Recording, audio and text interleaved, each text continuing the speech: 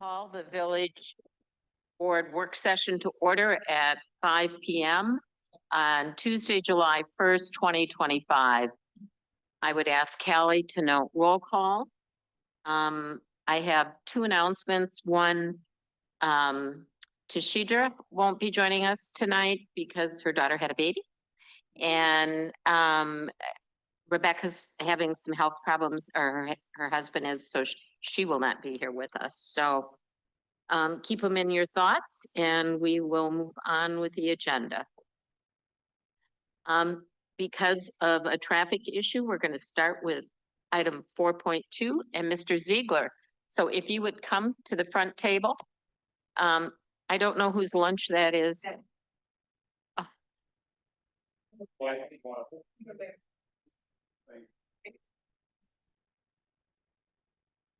Thank you. I'm Mike Ziegler. I have all of you in the great meet you all. See if I want you to have a handout all along. You have enough there for everybody? We're a short board tonight, Dwight. Thank you. I got more. Good. Yep. All good. And we've got two for them so they can, yep, we've got plenty. Okay.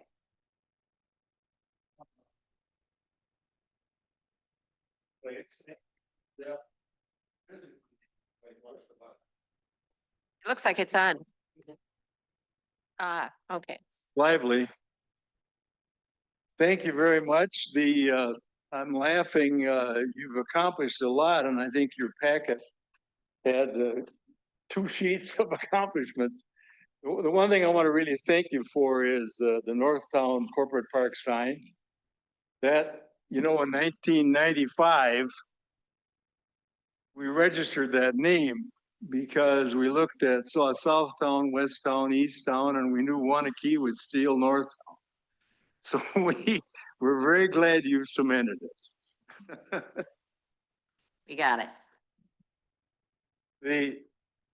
I hear at meetings, people say that our teachers can't afford to buy a house in our village. Our policemen can't afford to buy a house. And I don't think that's a fair statement, because it's fair to say they can't buy what we've built. But if you want to get an upset stomach, think about in by the airport, the former trailer park, but it's converting over now. Those are 3-bedroom homes. They're not gorgeous. There are too many cars spread all over, but you can buy that home for $110,000. The reason it's reasonable there is that it's on leased ground, so they would be paying every month a rental on top of it. But I wanted to go through, on your own time, you can review the points on the golden sheet. We really need continually to always work to strengthen our community. And I've seen that things have changed so much in the last 40 years that condominiums really can run with rules. And you need a committee within that condominium group that enforces rules. But the idea that a low affordable house cost becomes trash, I think is baloney. I think if you put in garages and you enforce the garage doors to be closed, you enforce the cars to be in, you limit the on-street parking, you grow a lot of nice trees, and over time, that neighborhood still becomes really good because it requires a park. You'd have a nice park. You have great streets. You'd have great care because the organization, whatever it is, would run it. But I'm saying my point too is rules, rules, rules. It has to have rules. The tricky part is that you have to maintain a price on these homes that are affordable. You cannot give an owner all of the equity build, in my opinion, because the temptation would be to increase the price of the house. You're defeating your purpose. I'm saying that if someone buys one of these homes, they should only get half of the equity bill. The only way to do a project of this type is to find a lender, which there are lenders that would do it, but you need one lender that would make multiple loans. If you're going to underwrite them on credit, it's going to fail. You need to let people in, and no, bear in mind, I'm just trying to help people think. I'm not saying what to do. I'm not sure I'm convinced we should do a little plat, but I do know we could do affordable homes. The resale of the home is critical, and the only thing you're fixed to is you will end up paying a 3% brokerage fee to a selling broker. But that jump to the green page. It's just a mathematical experience on 20 acres. 20 acres, if you take 7 acres dedicated to stormwater, parks, and streets, which is typical, 35% of the development, you have 13 acres for lots. And if you pay 45,000 an acre going in, you've netted it down to 69,000 an acre once you put in your streets and parks and stormwater. So jump there, you see the target lot dimensions are 48 feet by 140. 6,700 feet is actually a pretty decent lot in today's world. The approximate home dimensions are 28, so that means a 10-foot side yard on each side. And 76 feet of depth because you have a 22-foot garage on top of what you see in all of the home examples you can page through. The project is still going to spend $30,000 a lot for the grading, the streets, the utilities, street and park lights, trees, and a grass park. They can't afford to pay for their own shelter or playground. The government fees and so on, it equates $48,000 per lot before you put a house on it. When you put the house on it, now you buy a manufactured home, and we have to hire a builder to put in the basement, probably the garage. That's not necessarily true. Put in the site, put in the asphalt driveway and landscape, and you can purchase a manufactured home, a quite nice one, for $145,000. It will not be rectangular like what you're seeing at the airport. So you end up with a $250,000 house. We need an institutional mortgage. I say that you should sell those at 97% finance and 3% down. And you have to walk very carefully to resell them. But if you look at the next page, if you're an individual making $60,000 a year, you can't reach it in today's, you need another $10,000. If we look at a 6 3/4 rate, the payment is $1,573 per month. And if you're truthful about it, you're adding $380 a month in addition for taxes and insurance.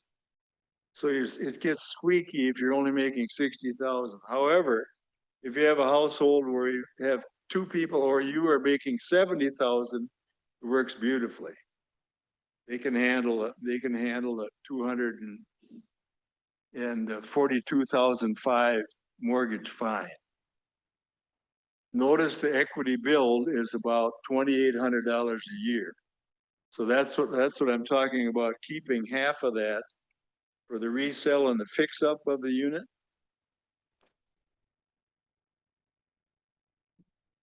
I've given you sheets and sheets, and you can go to the sites, but if you look at the staple together,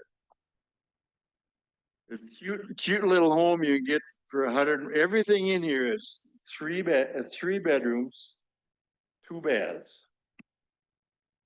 The first one on the front page is 1,162 square feet for $140,000. Then there's basically a mobile home below it at 60,000. Then there's a mobile home at 80,000. Then there's a home at 140. Then there's a home at 140, but there's 80. It's tempting to put in the little mobile homes. Just page through them on your own time. It's going to be about 28 feet wide by 76 deep. You cannot afford to put them facing the road sideways because they'll kill you on your sewer, water, asphalt, paving. That's why I'm saying the lots have to be only 48 feet wide because you can't afford the sewer, water, curbing and so on for that street. It has to be a narrow lot, but deep. You'd have a great backyard. And all I'm saying is, folks, please think it over. If we want affordable housing that's truly affordable in this town, it's available. Dwight, are you suggesting that some developer would be interested in doing this? And if so, how would they make anything on the deal? If you add a developer to this, you're going to add a little cost. The profit points on here, the street builder is going to have a normal profit. The builder that puts in the basement and the slab and so on is going to make a little profit. There's not really room in here for profit. It has to be, I think it has to be a project. I mean, we can get volunteer. Man, I'm dumb enough to help. I mean, I don't. We all know you're not dumb. No, but I said to Bill Chang, Bill, when I lay my head on the pillow at night and I keep hearing that somebody can't afford to buy a house in this community, I know that's not true. And that bugs me. And so if it bugs you folks at all, bless you. If it doesn't, bless you the same. There are manufactured homes out there that would be very comfortable living. And I look very fondly back at the 2-bedroom home I grew up in. Moved in 49, I was 6. No running water, central stove in the middle to heat it, but it worked. Many of us grew up that way, Dwight. Yeah. In the 50s and prior to that, and even the early 60s. But things have changed some, but the model can work. And I would ask if people have questions, I throw out, and you guys are tired of hearing it, the self-help housing model that we've had in this town where people were involved with a construction supervisor and building their own houses. Right. Those houses were built for 42,000. Yeah. And the day you moved in, you had equity. Yeah. It was amazing. There's 2 pages of questions of things that have to, and 80% of them are unique. It's not like a typical subdivision. But the Diamond Village homes were looked at. I was harping we should do 900 feet, and I showed them a lot of beautiful things on the internet. But everybody, you get the pressure. Oh, I want 2 bathrooms. You don't need 2 bathrooms. Okay, I need 2 bathrooms. Then it worked to where I want a walk-in closet. You don't need a walk-in closet. Any closet works. And then tricked by finishing the basement. Well, we call that the lower level. When you finish the lower level, you add another 40,000, so all of a sudden those homes got up to 390,000. They could have been built for 350, and then you finish your lower level later. But a stick-built home with a typical lot today can't be built for less than 350. Just not in the cards. Yes, Jim. I just want to share a little bit of history. My family, before I was born, they had Billcraft homes. They were the distributor in the area. I'm just looking at you in case you remember that. But to me, it's very comparable to what is like a Wausau home. And I'm wondering if you know about them at all and if you've priced that out, if it's comparable, or yes, I know of like a Terrace Homes too. Right. You know how expensive those homes are. The funny thing is that if you contact one of our Wisconsin people as Terrace Homes, no, we can't give you 10 homes a year. But we got a lot of brains in the room. I don't know where this could end up evolving, but I'm just saying, I ran into a stone wall with two of them that say, no, we build custom homes, but they're manufactured homes, but we cannot give you 10 homes a year. And I look at it, well, that's the question. 20 acres holds 75 lots. Do you think that's too big? You want to do 10 acres and only have 37 lots. But you still want to get it done in 3 years if you could. 5 at most, because you don't want construction in the neighborhood all the time. But the Terrace Homes are great people, but they don't want to supply that many homes. Other questions? You know, one of the things that we struggle with are, some of the zoning related issues, the banking issues, the down payment issues, that there's a lot of issues that go with it. But I agree with you that there are strategies out there that we could work towards making sure we have affordable housing for folks who live and work here. But it's a discussion that we're going to continue to have to try and figure out how we could go about supporting it. So what's the matter? This is quiet group tonight. Now we're being recorded. Yeah, everyone's nervous to see what's going to happen with the Zoom back. Think we got it fixed, right, guys? Yeah. Okay. Okay, it happens. So in thinking about any adaptation of the comp plan that we need to do and looking at where we've been, can you see either deficit areas or areas you would recommend that we emphasize or focus on in our plan? I mean, Yeah, I don't really see, we're still early in the implementation of the plan. So, some of the stuff we're going to talk about with zoning a little bit later, that was mentioned in the plan. We haven't got, it's in line and it's found its place in line.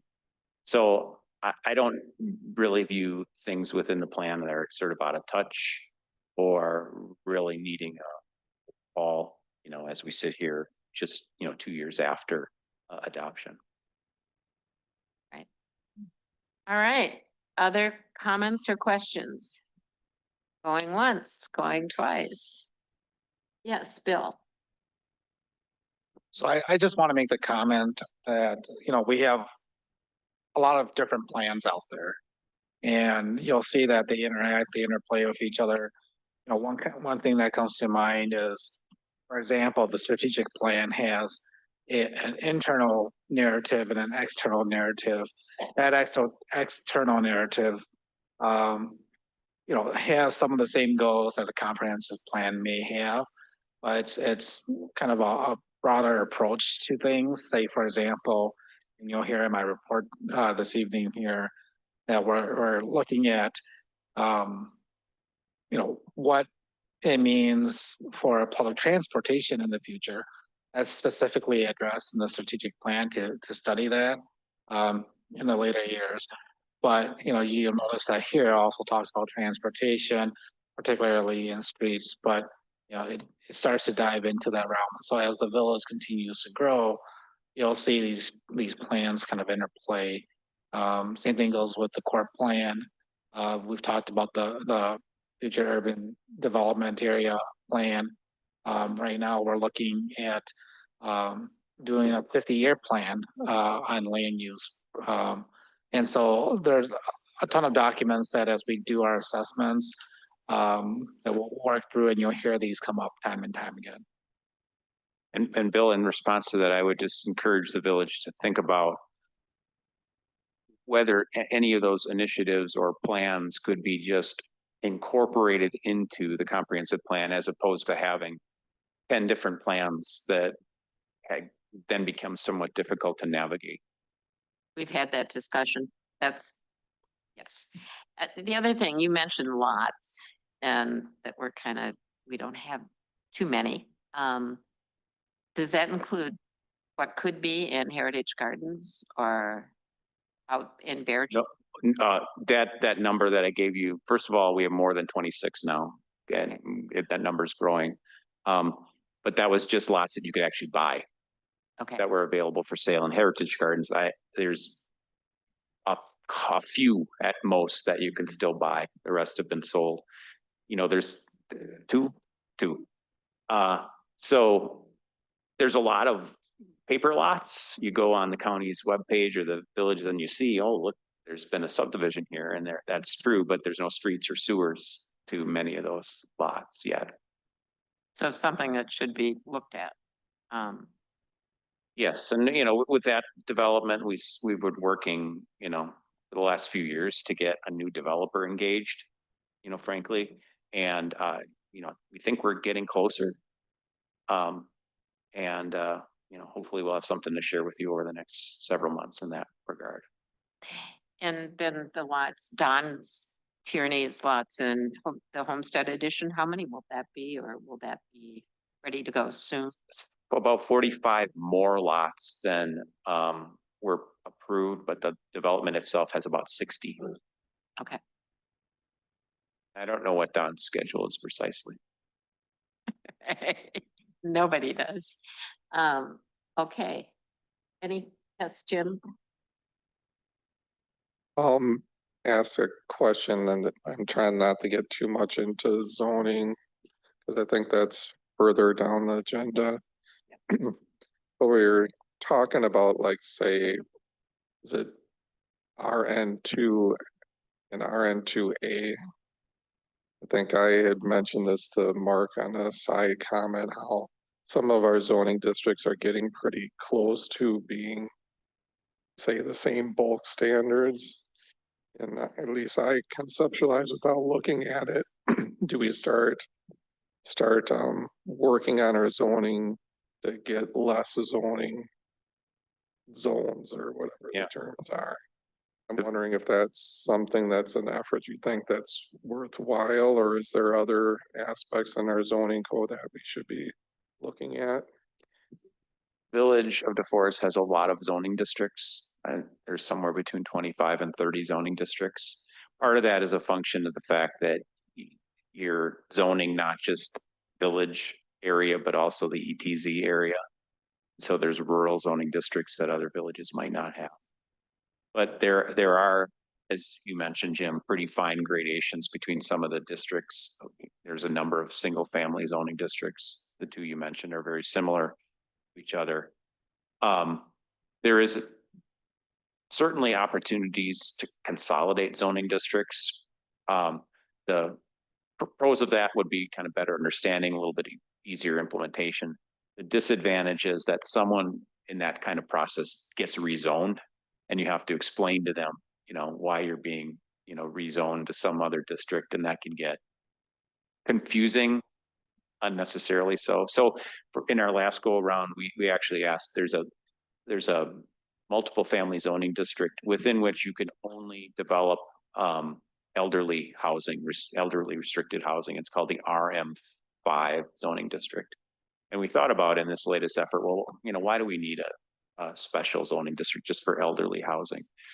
And we looked at, suggesting to consolidate it, and we weren't sure anything was zoned that way. Well, in fact, there are 4, parcels that are zoned RM5. And so we would have to go through a process to not just eliminate that zoning district, but rezone those to something else. And then the people who own that, and then the neighbors around that might think, hey, something's up, or they're going to convert this to some other type of housing. So those are the potential pitfalls. It's hard to take things away or get smaller with zoning districts for reasons like that. Thank you. Other questions? If not, Mark, thank you. This was thought-inducing, so I appreciate the report.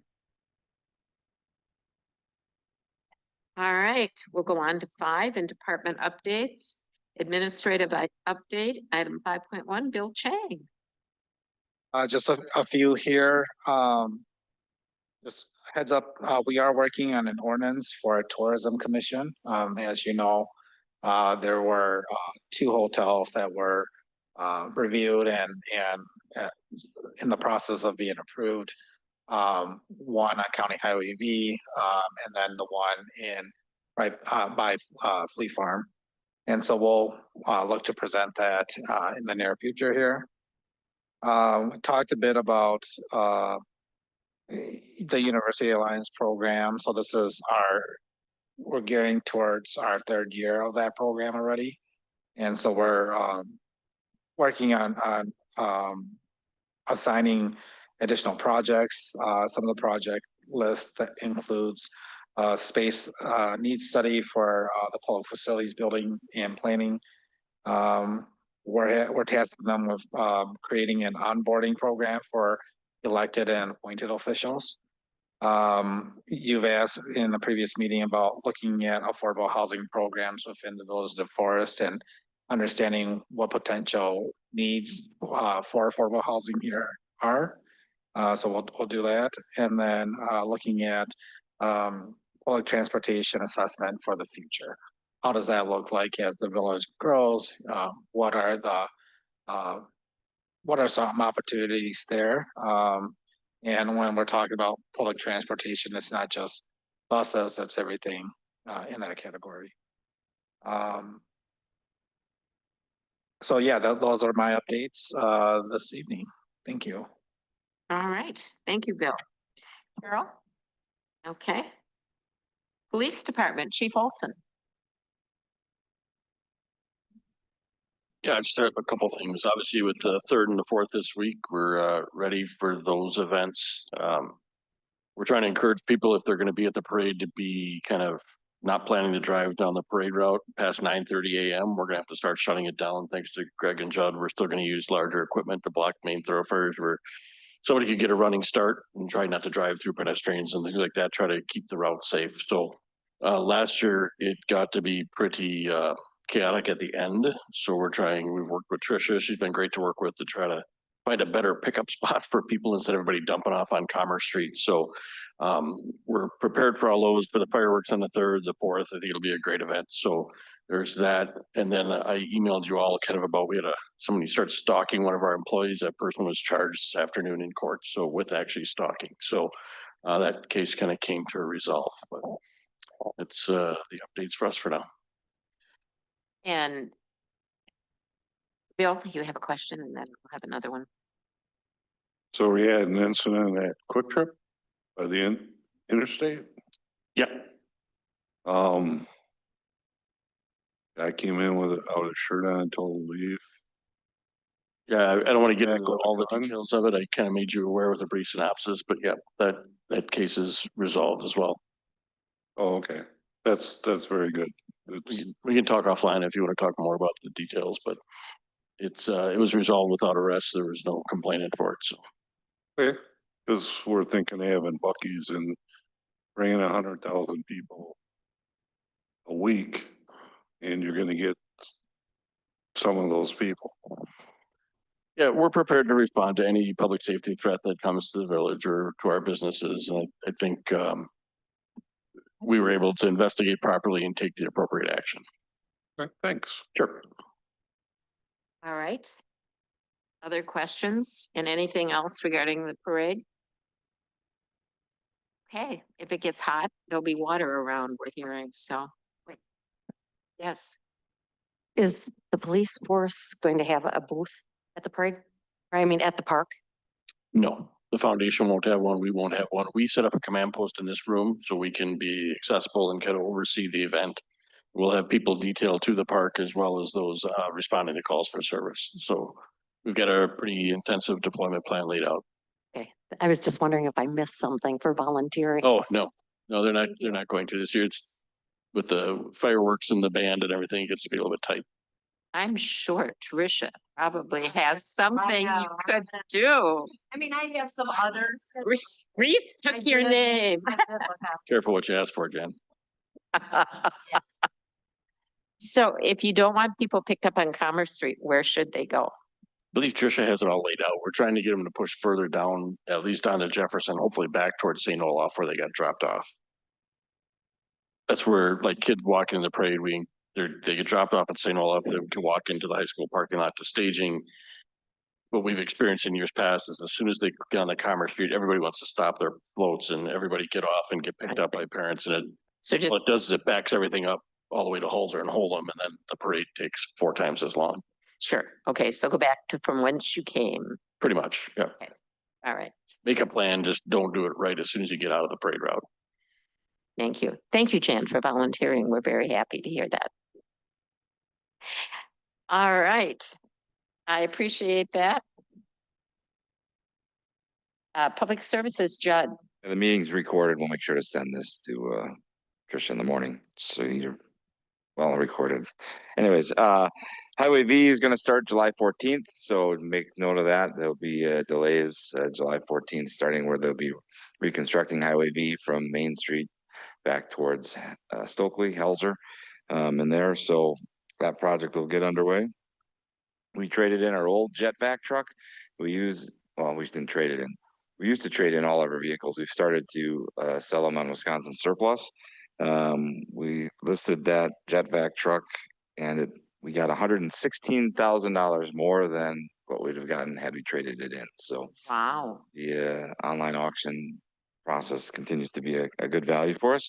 Mark suggested that we haven't done a trail over a mile. I'm trying to rectify that. I don't know that we have too many spaces left that we could do a mile-long trail.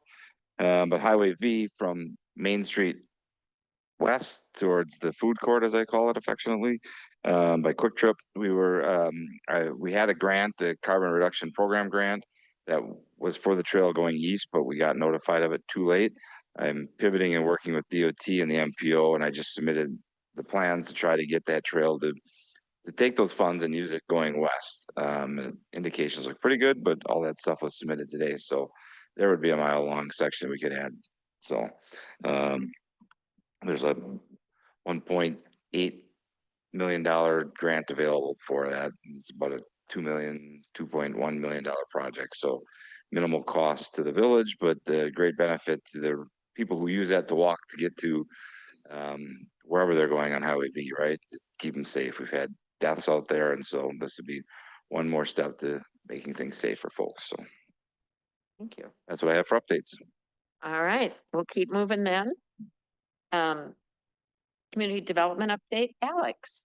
I alluded to it in Dwight's presentation. I had the opportunity to present at the Dane County Regional Housing Strategy last week. Talk a little bit about what we've been doing in DeForest, but also heard from the Madison Area Builders Association. And it was a little bit doom and gloom on the single family side of things, with the increasing cost of labor, availability of labor, and cost of materials. So it'll be an interesting, I don't know, period ahead of us, but Dwight's presentation certainly touched on some of those too. One of the things I've been hearing from folks is that builders aren't as busy because costs are going up. Does that mean there's opportunity for projects now as opposed to whole houses, or? You mean like a renovation project? You got some work you need done? Well, I always do, but other people, I mean, that's the question. Certainly maybe, I think the labor thing, specifically finding subcontractors is a real challenge facing the industry nationally right now. And that extends to remodels and renovations as well. I just tell them I don't know. Call Alex. All right. 5.6 Administrative Services Update, Callie. Well, I didn't have anything until our Zoom meeting just got Interrupted. hacked. So I just wanted to let you all know that I did update the Zoom link and it is updated on our website. So the public still has access to our meeting via Zoom. Now, that is all I have. Thank you. All right, Recreation and Enrichment Update, Reese. Like Chief, and Public Service, we're quite busy with the, game prep for the 4th of July this year. We're gonna have the fireworks will be on the 3rd, and then on the 4th, we'll have bingo. We've added a pickleball tournament that, Gavin, our intern, is actually running, so he's kind of taken and spearheaded that, and, we've had 22 teams, I believe, sign up for the first year, so, we're looking forward to hopefully that being a good tradition for us to continue. The car show will be on the 4th. There will be the race. And then of course we'll have the parade, which Jane will be in as kind of leading. So we're hoping that that will be a nice new tradition to start to having the village president do that. And then after the event, we're looking to really kind of find out what is the true cost for us running this event, because obviously we got numbers from the chamber, but a lot of things have changed and we've maybe found some things that are a little different. So we'll be doing the budget presentation, we'll be sharing that. And I wanted to show too, so this year, we've moved to, actually we'll do all of our beer ticket sales on these Clover machines. So it will allow us to take credit card payments this year. And we'll still be able to do the cash, and then it does all the reporting. So this is the same brand of point of sale machines that we use for the athletic complex and all of our special events. So we're excited to be bringing that to the event this year. We had a meeting with the Lions yesterday, kind of showed them the process. They're pretty excited about it as well, and hope that it makes for a smoother process and maybe some less cash for us to have to handle if we can get some credit card transactions rather. So if anyone's curious about how that works, I'm happy to kind of show anyone how that works in between meetings or after the meeting. And then obviously the farmers market is continuing to go where it's becoming very popular. We're having more and more vendors who are actually reaching out to try to join. I think we had about 30 vendors, and coming up with the night market in a couple weeks. We have over 30 vendors for that as well. So we're getting a lot of really good interest. And then finally, we're also prepping for the fall winter guide. So we're kind of in the midst of summer and thinking for the future. So that will be released at the end of this month, and we'll cover the months of September through March. Questions? Yes, Jan. Can you remind me, how did we decide we were doing the beer tent with, are the Lions getting a portion of that money, the profits, or are they completely volunteering? Correct. They are getting a portion of the profit. So we're doing the same model as what we do with the athletic complexes. It will be a 70-30 split. Okay, thanks. The other question that I have gotten from the public, they know that Lions aren't doing the chicken, which has always been popular for our community, but are there other food vendors there? And I said, I think there's food trucks and that kind of thing. What is the? Yeah, so we do have some food vendor companies that will be coming, and then also the snowmobile club will be providing. I think they're going to do, because the wrestling team wasn't able to do pulled pork sandwiches this year, so the snowmobile is going to be doing that along with the other foods that they normally do. So we'll have a few different food options for people. I think we might even have like a mac and cheese area too or something. I don't remember all of it, but there will be food. That's the question. What? No chicken? So food and beer. All right. Thank you. All right, here we go. Unless there's any other business to lawfully go before this group, I would ask for motion to adjourn. Motion to adjourn. Second. Motion in a second. All those in favor signify by saying aye. Aye. Opposed? Motion carries. Are you ready? Okay. I will call the regular village board meeting to order at 6:02 PM on Tuesday, July 1, 2025. I would ask Kelly and Reese to note roll call, and I would ask Jim to lead us in the Pledge of Allegiance. Pledge allegiance to Of the United States of America and to the republic for which it stands, one nation, under God, indivisible, with liberty and justice for all.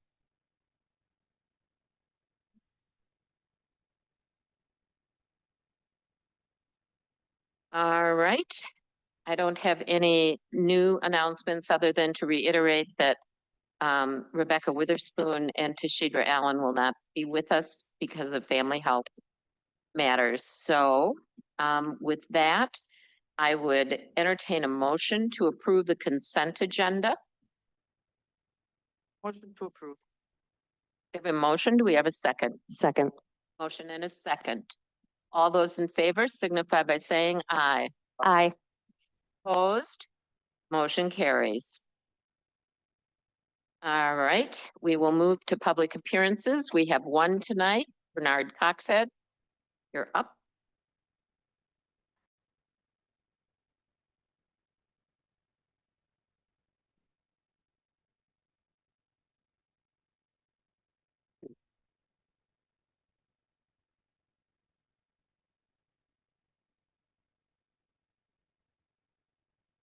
Good evening, I'm Bernard Cox at 809 Liberty Drive in Forest.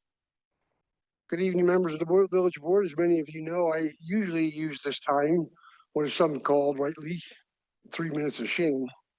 As many of you know, I usually use this time for some to have rightly called tonight to address policy and governance issues. Tonight's no exception. I come to you before with not with outrage, but with some heavier disbelief. This board was elected to lead. Instead, we've gotten a circus. Okay. And every circus needs clowns, which is why I brought red noses, one for each of you, not for the public service, but for the center ring. What was once a forum for reasonable debate has become a stage of political theater, dissenting voices, those who challenge spending, questions policy, or speak on behalf of taxpayers are now smeared, ridiculed, and silenced. Policy disagreements have been twisted into cheap partisan attacks, while a spectacle plays out in the chamber, and on the social media, the real damage is happening quietly. Uncontrolled spending, sweetheart deals with developers. They've obligated this community to tens of millions of dollars to future debts and liabilities that our children will still be paying for without transparency, accountability, and honest conversation about the consequences. You hide behind consultants, legalese, and rushed votes, like the $15 million Bucky subsidy bribe to locate here that nobody outside this building even asked for. This isn't leadership. It's a distraction. It's a performance, and it's costing DeForest more than money. When residents ask hard questions about taxes, infrastructure, long-term impact, they're not met with answers, but with mockery, bobs, and this direction. You were elected to perform. You were elected to govern, and govern means telling the truth, making hard choices, standing up for special interests, and protecting the community from those who would sell it off deal by deal. So I leave you with this challenge. Take off the red noses, step out of the ring, and get back to the serious work of representing the people who trusted you to serve, not to entertain.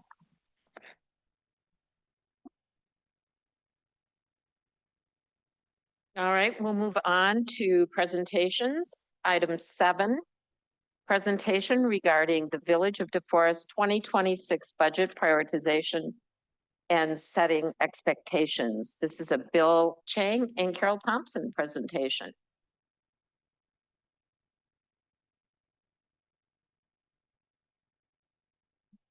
All right, so as we've done each of every year since Carol and I started here, we want to kick off the budgeting cycle here with just a quick presentation recapping where we're at currently, how we compare to other communities, and then really start talking about, you know, what priorities and roles and expectations are throughout this process. With that being said, well, let's get started here. Again, the first series of slides here, or the first part of the slides, we'll talk about where in 2025, the 2025 budget, where your tax dollars are spent, the relationship between assessed values and property tax, and then comparison to other county communities. The second part of the presentation is to discuss and walk through some of the timeline expectations for budget impacts. We can spend some time talking about financial goals and objectives, and then you'll see as part of the slides some larger proposed budgeting priorities that have been discussed between or brought forth to me from either staff or from other village board trustees.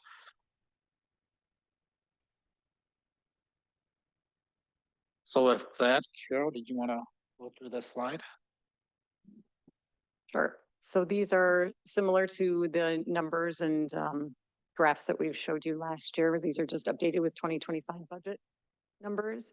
So the percentages, as you can see, between the different taxing jurisdictions do not change a lot from year to year. They're pretty similar, but those are the current year figures.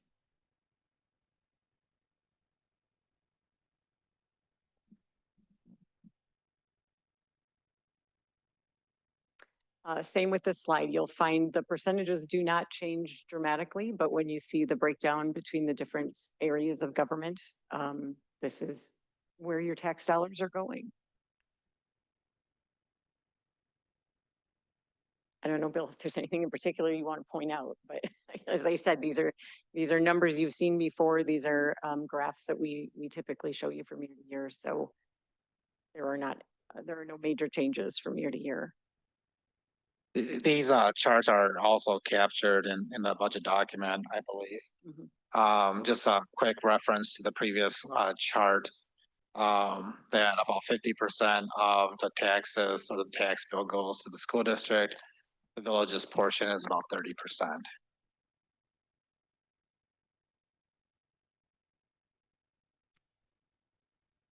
So in this slide, we just tried to show how as the assessed value does tend to go up from year to year, the mill rate will then also oftentimes go down, and that still gets us the full amount of tax revenue that we need to cover our costs.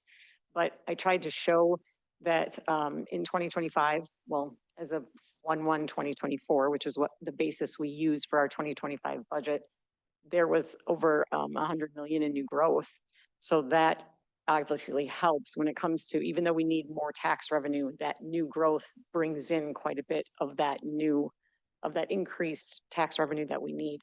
So I tried to break it out to show you that the existing homes in the next year, if you continue one more time with the slide, the existing properties only needed to provide an extra $350,000 in tax revenue for 2025 because the new growth was providing $578,000 in tax revenue.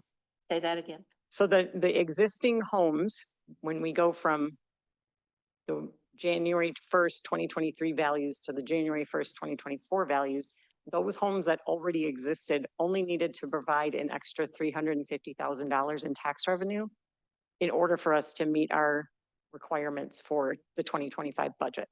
Because of the fact that the new growth coming in was actually providing $578,000 in tax revenue. So although it seems like our tax revenue needs to increase quite a bit each year. When you think about the fact that that new growth is providing a big portion of that money, the existing homes are not taking that whole burden. So the new growth is very valuable to us. It helps ease the burden on our existing homes. That's what I'm trying to show in this slide. We're about to ask you another question. I'm Yep, sorry to interrupt. That's fine. Jim? Oh, and if it comes later in the slide, please just wait, but I see the 6.51% increase. That was for, was it 23 to 24? Yes. We know what the next numbers will be, or an estimate. I do not have that number yet. No.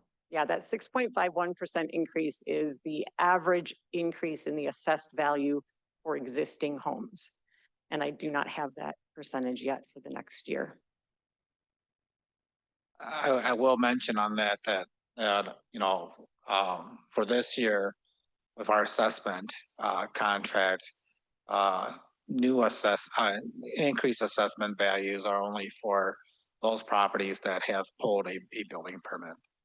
So we do expect that that's going to be more stagnant, in the assessments this year going into next year. Next year in 2026 will be the first time that we've skipped a year and come back. And so we can see, we're expecting to see that the assessment on 1/1/26 go up.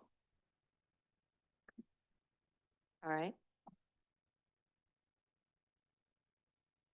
So this just gives you an idea on different valued homes as of 1/1/23. And then with that 6.51% increase we just talked about, it kind of shows what their assessed value went up to then on 1/1/24.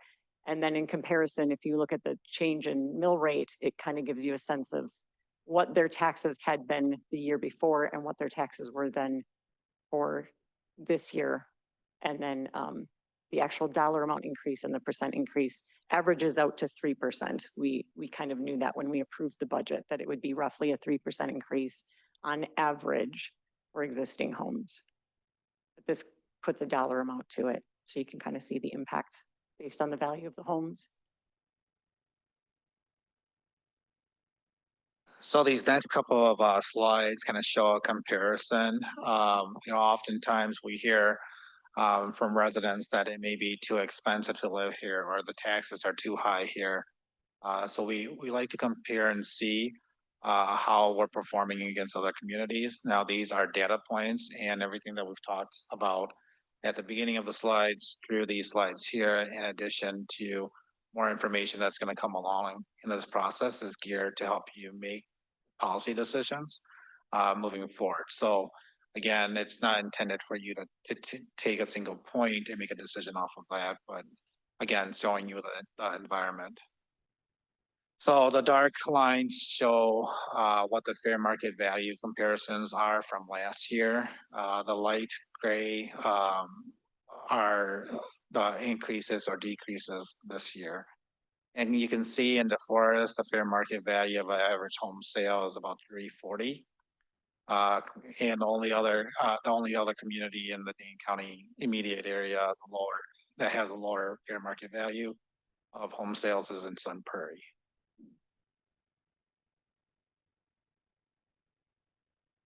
This one here shows municipal mill rates across the same communities. Now, of course, there are a lot of things that go into the municipal mill rate. We've already talked about equalized value and the increase of value versus what the expenditure budget is.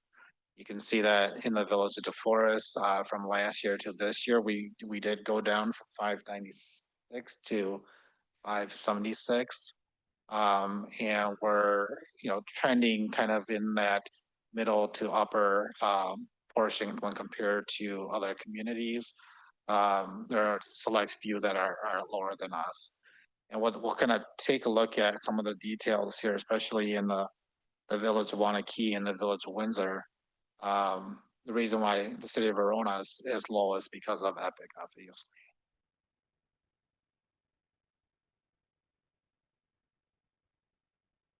So this table again just shows comparisons of where communities are spending their money. And what their assessed values are at. And I think this provides a good comparison because all communities are fast growing communities within the same section of Dane County. So you can see kind of going, just jumping right to the assessed value because that again has a large role to play as to, you know, what covers growth expenditures. You know, can you see that assessed value? We're right above 2.2 billion this last year. Windsor's at 1.8, and then Wanakee's at 3.3. And you can see how the municipal mill rate fluctuates between the three. We're at 5.76 per thousand. Windsor's at $4.09 per thousand, and Wanakee is at $5.04. I think what's more interesting is if you look at the next row there where it talks about total mill rate. So this is all taxing jurisdictions. In the Village of DeForest, you're paying $16.67 per thousand value of home or property. In Windsor, you're paying $17.18. In Wanakee, you're paying $17.03. And so when you're comparing the same home value, 400, say for example, 450, you're actually paying less in the Village of DeForest, your total tax bill, than the rest of the communities. And that's having to do not only with the municipal tax rate, but has to do with the formulas in Dane County tax rate and in the school's tax rate.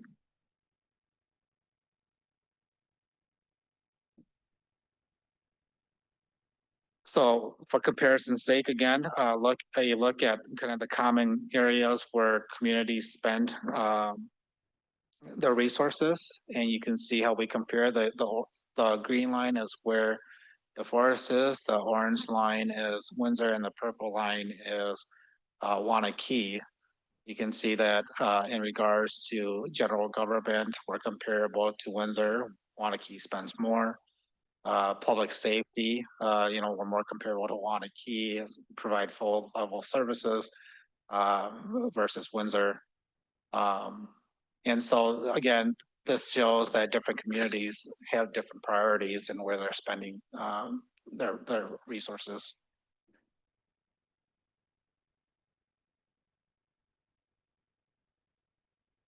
So I'll pause that there to kind of, you know, take any questions about data. Kind of our next point here is to start talking about what we foresee as potential budget impacts for this next year, and things that we're going to be looking out for throughout this process. Are there questions now, or do we want to push through and ask questions at the end? Let's keep going. So we'll have a TID reclosure, you know, at the beginning of this year, so revenues next year coming into the revenue stream. It impacts not only the village, obviously, but the other taxing jurisdictions. Not just the increment value itself, but the equalized value that gets counted in the school system or the school district. We already mentioned it, the assessment schedule. So again, this year assessments stayed stagnant. So if they were already a building or a home or property, if they did not pull a building permit, they should not have seen their assessment go up. If they had an improvement or if it was in the middle of construction, then obviously you'll see improved or increased assessments on those properties. The preliminary equalized value and net new construction numbers will be released on August 15th. That's following any board of reviews, approvals. I think we've already had ours. Manufacturing numbers will come out around the same time. Their revenue estimates based off of Act 12 will be released on September 15th. And then our expenditure restraint program limits will be released October 1st. So again, just want to reiterate, you know, there are two controlling items on the expenditure side for communities like us. One is the net new construction, which is the levy limit each year. So we pay attention to that. And then the second is the expenditure restraint program limits. If you remember, that's 2% plus whatever the CPI-U is. And right now it's floating between 2.1 and 2.5.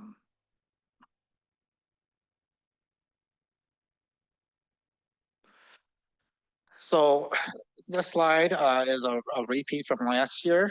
You can see highlighted some of the priorities that's been set by this board through the strategic goal, strategic plan. And reiterate to you that the roles as it goes for and has been practiced here in the village is that the board sets the priorities, you set the policy, and staff here that we are tasked with both at the management level and at the department level to put together that budget for your review. We do have items like budget policies, which I know we've talked about before, and we have on our calendar for review, capital improvement policies, debt management policies that you all see again. And we utilize those documents to guide us in putting together this budget. Any questions on the strategic goals, or do you want me to go through any of them? Again, this you've seen this before. Jan? Where did the unique tourism attractions come from? When did we put that out there in those particular words? Yeah, so these are all in the strategic plan. So I just don't recall that wording, but you're saying it's in there. Yep. Okay. Yeah.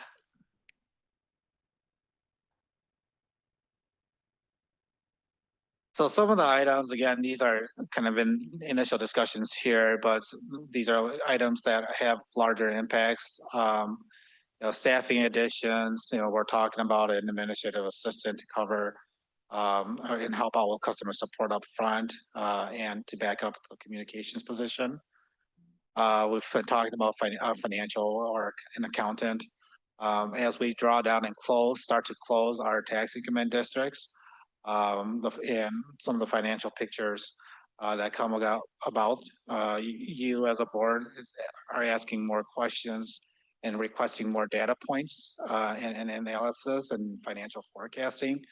And so we've discussed, is there another need for a financial person to help us work through some of those studies, some of that due diligence.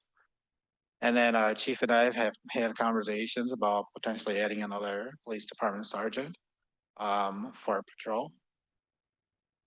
Reminder that for pay adjustments, we are going on our second year with the union contract with police department officers. That increase in pay is at 3.75 for next year. Pay equity, I've informed you or sent an email to you with the DCCVA compensation study. So DCCVA has committed themselves to conducting a compensation study every year. This is something that all communities in Dane County had requested just because of the quickly changing climate in the labor market. A few of you have talked to me about code enforcement services, and I understand that this is something that's been kind of looked at for several years now.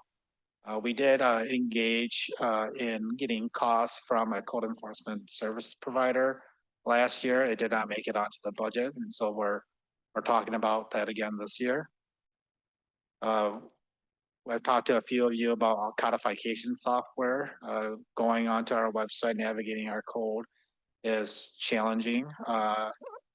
And so there are software programs out there that can provide us a more efficient process there.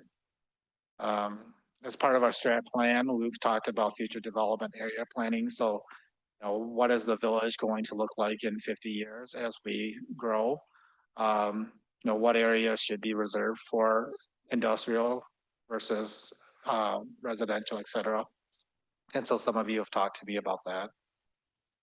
We talked about facilities management planning, particularly the public services building. We are looking and hoping that the University Alliance can resolve the majority of this so that we can so that we don't have to look for consultant services. I anticipate that there's gonna be some part of that.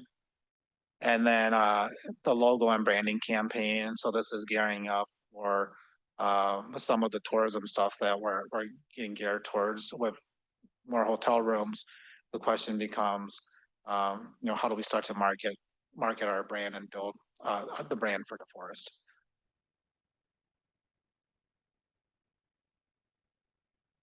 So I will pause there. That's the end of my slides. Happy to take any questions that you might have. Go from there. Questions?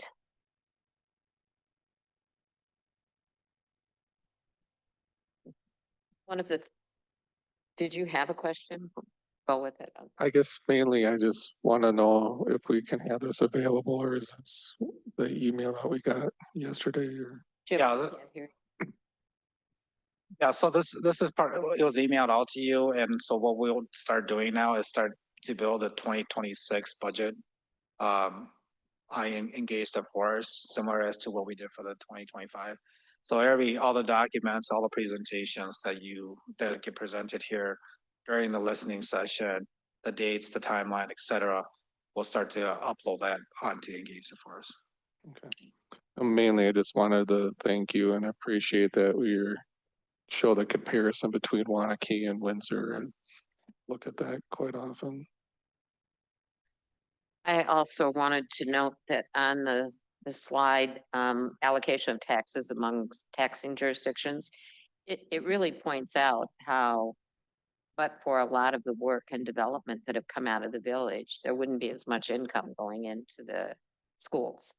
And I think that's important. Madison College, Forest Area School District. I mean, I know we support Dane County and roads as well, but that's a big chunk of money for them. So I'm very pleased to see that. Other questions or comments? This was very helpful for stage setting, Bill. So thank you. And Carol. All right.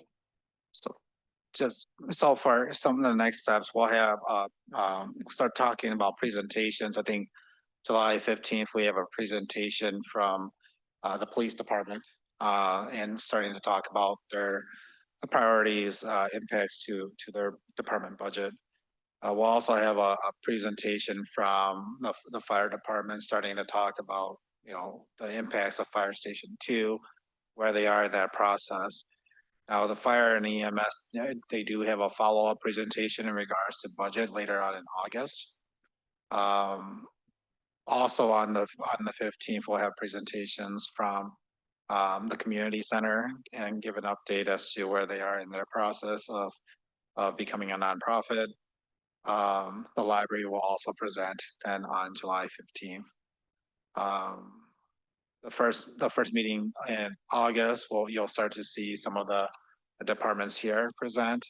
And again, as we go through this process and start to build this budget, we anticipate that we'll start having numbers for at least initial review at the end of that August, early September timeframe, and start to pull that together. All right. Yes, Jim. As I look at you and Carol, one thing that I appreciate just saying being more data driven, I'd like to see numbers up earlier. I wonder if, say, at the departments or the community center and other things, can we see a bit of like a comparison from the previous year and percentage of growth, say, proposed for this year? Yeah, so what I've done is I've instructed departments to provide, the significant changes within the department. Some of the minutia in regards to percent changes and things like fuel. I don't know if they'll have that early. We can always put together assumptions based off of, the first 6 months, et cetera, and see where we are on track. But some of the issues come in when, we're not even halfway through the year yet that we're providing numbers already. Does that answer your question? I'd say it answers my question, but I'd rather make the assumptions and correct them as we go than not have numbers until the sort of the last month or so to review. So. Point taken, okay. All right, anything else on that, Bill? That's all I got. Moving on then, there is no old business, and under new business, we'll begin with 9.1. Ordinance 2025-026, an ordinance amending the village zoning code, chapter 15, to facilitate residential development in the village's standard zoning districts by adjusting dimensional and density standards, allowable uses, minimum parking standards, and other requirements. Mr. Roffers. So this is a comprehensive proposal to address community housing needs through regulatory approaches. There's other avenues that are going on to address things via other means, financial and otherwise. This is focusing on the zoning ordinance. And it's years in the making. You have a long memo from me that describes the various studies and plans that have gone on to talk about housing needs. Most recently, Alex assembled and presented to you and the Planning and Zoning Commission last fall a housing strategy report. And in that housing strategy report, which was based on community involvement and stakeholder input, there were 5 or 6 different regulatory upgrades that were advised. And this is the tool, this is the time to attempt to upgrade. What are the main goals? What are the whys here? We're trying to better align housing and the zoning ordinances that allow housing with the village's comprehensive plan and its recommendations. The proposal is trying to recognize that there is a shortage in housing, particularly in what we in the kind of planning world call a missing middle. We've got bigger apartment buildings. We've got single family homes that are for relatively affluent people. We don't have a lot in between those. The proposal is attempting to make building single family homes easier. Part of that is by growing the village's RM6 traditional housing district, which allows smaller lots. Part of that is allowing private roads to serve development where it makes sense. The proposal is not intended to compromise on quality of new housing or neighborhoods.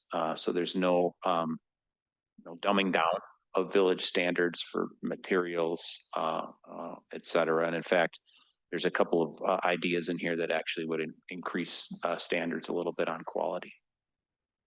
The final thing I wanted to kind of lead with is that the proposal would reflect development types that you've already approved as a village over the last 20 years, which presumably are acceptable to the community, or at least enough of you all sitting on the board and the plan commission. And how has that happened? And then why are we doing this? All those developments virtually have been accomplished through plan unit development zoning.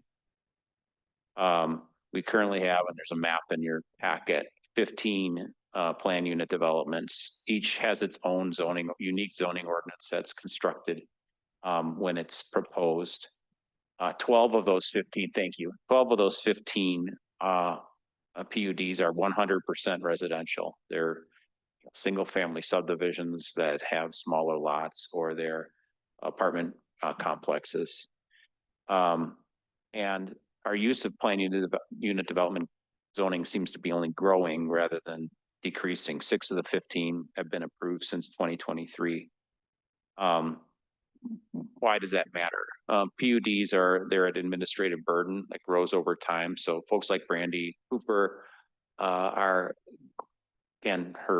the people that follow Brandy over time are going to have to look at 15 different zoning ordinances, one for each of those PUDs, and try to understand whether someone can build a fence, for instance. They require extra process, extra submittals, extra review that increases developers' costs. Some of that is passed on folks like me, Al, Craig Matthews are involved in reviewing, these unique proposals and unique submittals in each PUD.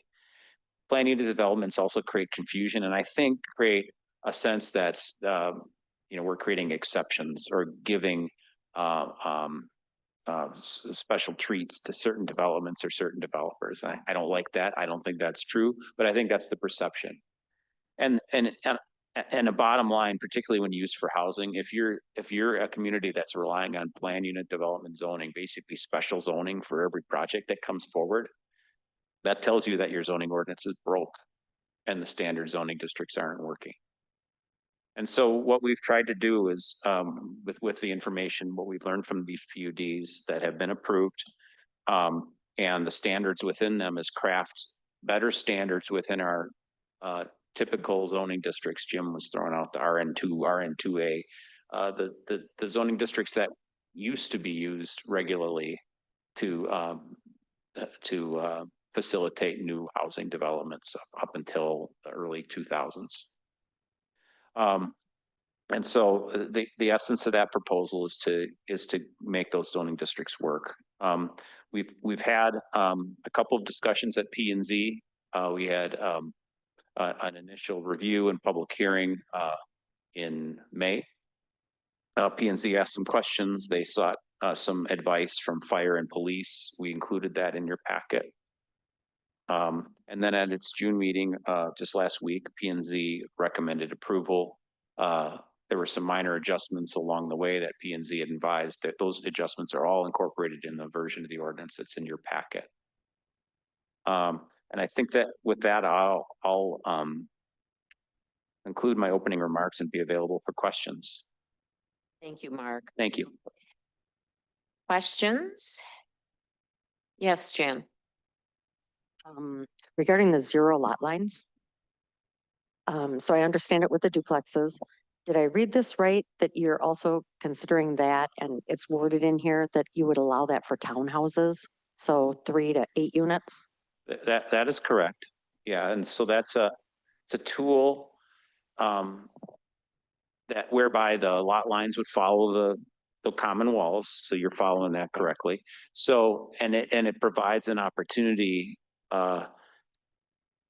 to buy and sell individual units within those townhouse buildings independently, which does increase the ability for them to be owner occupied. So it's creating another opportunity for someone to, buy into the housing market, so to speak, without buying a single family house, which we've learned tonight is increasingly challenging from a cost perspective.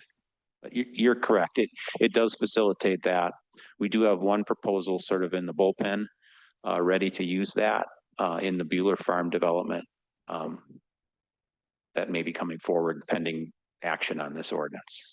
I guess I was kind of surprised at this because it wasn't that long ago when the village was getting away from the zero lot lines. And it seems like we've done a 180. I'm not sure of when that time was or what the motivation might have been. Yeah, I don't think it was that long ago. I think it was like 6 to 8 years ago.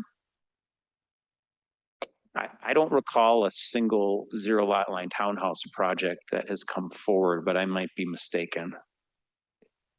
Okay, I mean, I know We've that had them in townhouse the developments past, for sure. We've had townhouse developments for sure, but they've either been rentals, in Conservancy Place at the tip, I forget the name of it, the development, the fourplexes, developed as rentals, or they've been condominiums where you buy your condo units and you share the maintenance of everything around it.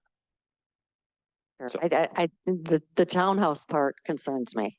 Okay. For the zero lot line. I just think that's gonna create more issues for the police department.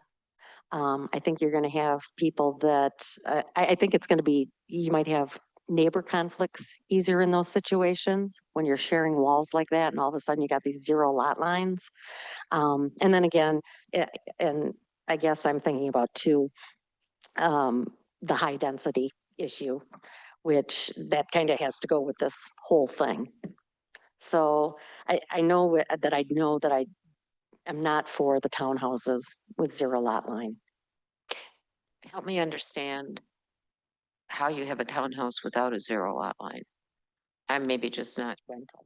So, if you're talking about a 4-unit building that has 4 families in it, there's 3, probably more ways to get them built or owned.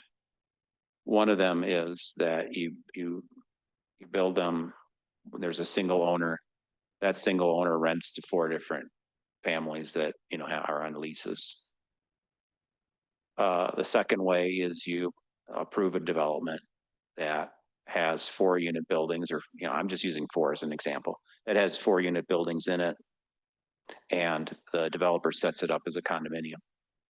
And each unit's available to be owned by a separate individual that shares in the common maintenance of the site and the walls and the roof and other things of that.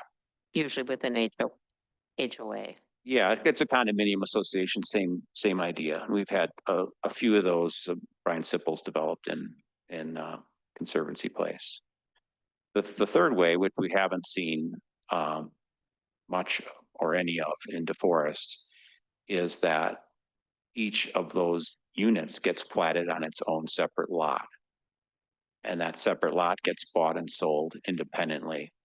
And each individual is responsible for taking care of their, unit, just like you would in a single family house, and has their own yard that they don't share with anyone else, but they deal with themselves.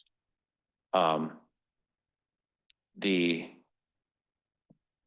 idea of creating the zero lot line product is it feels to a lot of people a little bit more like buying a single family house than buying into a condominium situation. And their only common concern is taking care of that wall that separates the two, and if something needed to be done to it, how that gets addressed. And then in those situations, they're also subject to rules like no one can paint their house pink if the other people in the other 3 units don't agree to pink. And we've got a set of recorded documents that get placed against the units for that.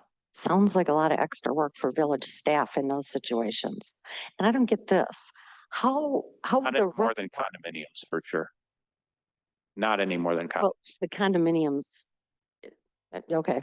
Well, and how would this work even with the roofs? I don't get this. So in 20 years, when the roof needs to be replaced on this building, or one guy says, I want to replace my part of the roof, how do they all, I mean, okay, I'm going to replace my one part of the roof, or how is that going to work? No, and I'll lean on Al to help out with this a little bit, and I'm happy to provide, we have a standard document, because this happens all the time with duplexes in the village. And there's basically a model that deals with that situation, but Al, if you can help out, I'd appreciate it. Yeah, before my time, there were some zero lot lines that were just there, and there were no agreements with parties. A long time ago, we started implementing a requirement that in order to approve a zero lot line, people had to enter into a joint maintenance agreement, which specifies how maintenance is going to be done, tiebreaker rules if the parties can't agree, and those types of things to assure that the house continues to be one color on the outside, and the siding is the same, and the roof is consistent throughout the entire building, and those types of things. Okay, so we have one over by Pick and Save, and that one's got half a new roof and not a new roof. Across the street from Pick and Save. Yeah. Yeah, that's long before me. Yeah, but I mean, okay, but you're saying anything going forward would have this agreement that, well, when you're replacing the roof, it's going to be, you both have to replace it at the same time. Anything going forward from about 1998 or something like that. That's right. We've had it for a while. Jim. Alan pretty much said what I was gonna say about. I remember when the zero lot lines first came into effect here, and to me, it's pretty similar. We had a lot of duplexes, and that when we switched to ownership, it's a matter of fact, if the other way would have been that everybody would have condoed the duplexes. And instead we went to the zero lot line and made that applicable. So I think it we're just in the same situation with 4 units or whatever units we want to talk about. We're either gonna go to condominium or people are gonna zero lot line. Other questions? Bill? I agree with some of the trustee concerns. I also am disturbed by Lieutenant Berg's comments that I agree with them. Higher density, more doors, more calls, budget. Pretty soon our police department is gonna be overrun. We're moving towards Sun Prairie. I'll be voting no. I agree with 96.5% of these revisions, but the high density, you know. Okay. The point I was trying to make early on was that, and you may have voted against some of these developments in the past, but the 15 developments that I highlighted as PUDs, these things are happening in the village anyway. You've seen them, most every house and apartment and condo that's been built over the past 20 years is in a planned unit development because our current zoning ordinance can't handle them otherwise. So what a primary thrust here is to try to make our zoning districts more applicable and actually have less paperwork, absolutely less than we have currently to make housing happen. I think that's important, Bill. And then I want to ask Jim Olson, Chief Olson, if he wants to address the comments with the police department. You know, in my observation, like, so, you know, tonight we've talked a lot about affordable housing, creating opportunities for home ownership and home equity, versus, rental. Now you have ownership versus rentals, you have, high density versus low density. How much of a player does the village want to become in creating spaces that's affordable, that's attainable for the folks that live here, want to move here, want to transition, etc. So this is a very complex issue, and some of the changes that you see reflected in here through changes in the market are demanding the code changes, and that's why we're seeing a request to move to mostly PUDs. Mark's right in regards to administration of PUDs. You know, we talked about code enforcement, site plan enforcement, the restricted covenants. That's, you know, more of a private matter. We don't enforce restricted covenants. So if one's recorded, that would be a civil matter. So it does interplay. It does impact each other, and I think you need to ask the question of yourself from a policy standpoint: is what is the give and what is the get, and what are we as the village of DeForest willing to approve? Thank you. Chief Olson. Yep, thank you. Looking at what was submitted from the PD by Lieutenant Berg, who sits through the development review team meetings, I would concur with the fact that the street widths become a problem. We see it on a development east of 51 where the roads are narrow. It becomes a problem for Public Works to plow it. Where do they push snow to? The residents have a hard time parking. We get involved quite frequently when there's events in that area. That is a problem for us.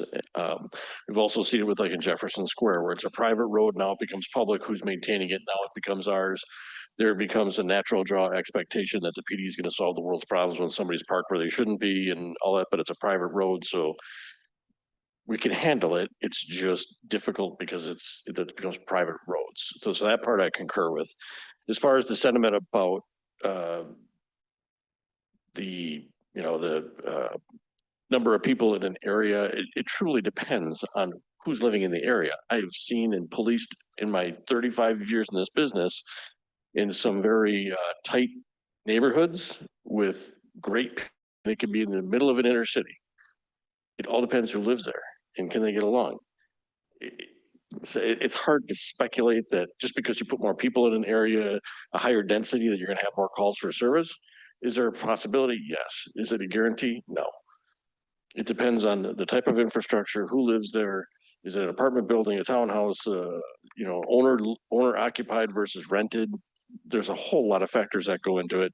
It's tough for us to speculate that it's gonna cause us more calls for service is something that we do pay attention to when you start talking about density. I hope that clarifies the comment. Thank you. Does that address some of the points you were raising with density and police? Oh, with, methods? yeah, with the police department, somewhat, but I mean, you're still talking about this, there were some that he agreed with still, meaning the, smaller streets and so forth, so. I think that there's just, too much in this, ordinance, being amended that I'm concerned about. I mean, the high density in general, I don't really understand how that coincides with the comprehensive plan when like 60% of the people on the community survey said they wanted lower density. And when we say that our zoning is broken, it needs fixing, I'm wondering, is that really the case, or do we need to just stop making exceptions? I mean, we've got sitting out there now, isn't it, like 1,200 units waiting to be built in multifamily homes, apartment buildings. And a lot of that's because we've been changing the rules. And I think by signing this big ordinance change that it kind of removes the check and balance system of the government. And isn't that what village government is about? I mean, it's like we're giving a free brush to like, okay, we're going to open it up now to all this other stuff. And I understand that you guys are working really hard. You put in a lot of hours with staff, and we're paying extra fees to you, Mr. Roffers and Al and so forth. But the whole thing of opening this up and now we're changing so many rules is just a little bit more than I could agree to. Okay. Jim? I would just say that to me, it can also go along with the comprehensive plan because I know you talk about density and maybe if you look at it that way, but there's also in the comprehensive plan a desire to have home ownership. And I think having higher densities or smaller lots, however you want to look at it, that can lead to more home ownership and keep that percentages up. And it seems like that's a challenge for us right now with the amount of multifamily that's being proposed. And the other thing I wanted to comment on as far as checks and balances, that even though it would be a zoning code, but when the zoning code is in place, if we amend the zoning code, it still sort of carries along with those lots. And say with the PUD, it's not something that we can do, say, as a planning and zoning authority to just go and change a PUD. That has to be done with the developer if there even is a developer at that time. So I think the checks and balances that are in place, we still have to do all the reviews for subdivisions, and we have to do all the, say, checks and balances that we go through when we do zoning changes too. So I still feel like we still have those checks and balances and we have better control of the zoning when it's actually rezoned to these districts rather than PUD. Alex, are you trying to say something? Yeah, I was just gonna add too, as it relates to the comprehensive plan, everything that's in here, all these changes they have to be consistent with the comprehensive plan. So there's nothing in here that's in opposition, I guess, to the comp plan. What about the 4-story building? I think on the comprehensive plan, wasn't that really a no for most people? I think it was silent. I mean, it seems like you're interpreting survey results. The survey is not the plan. The survey helped us build the plan.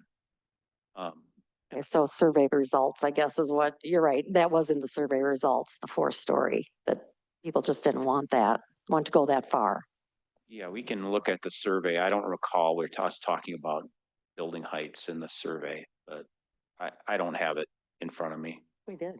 Even if we did, it would, I mean, how many people said that? I mean, it, you know, it could be in the survey Happy to result. bring the survey up if it's a Yeah. point of contention.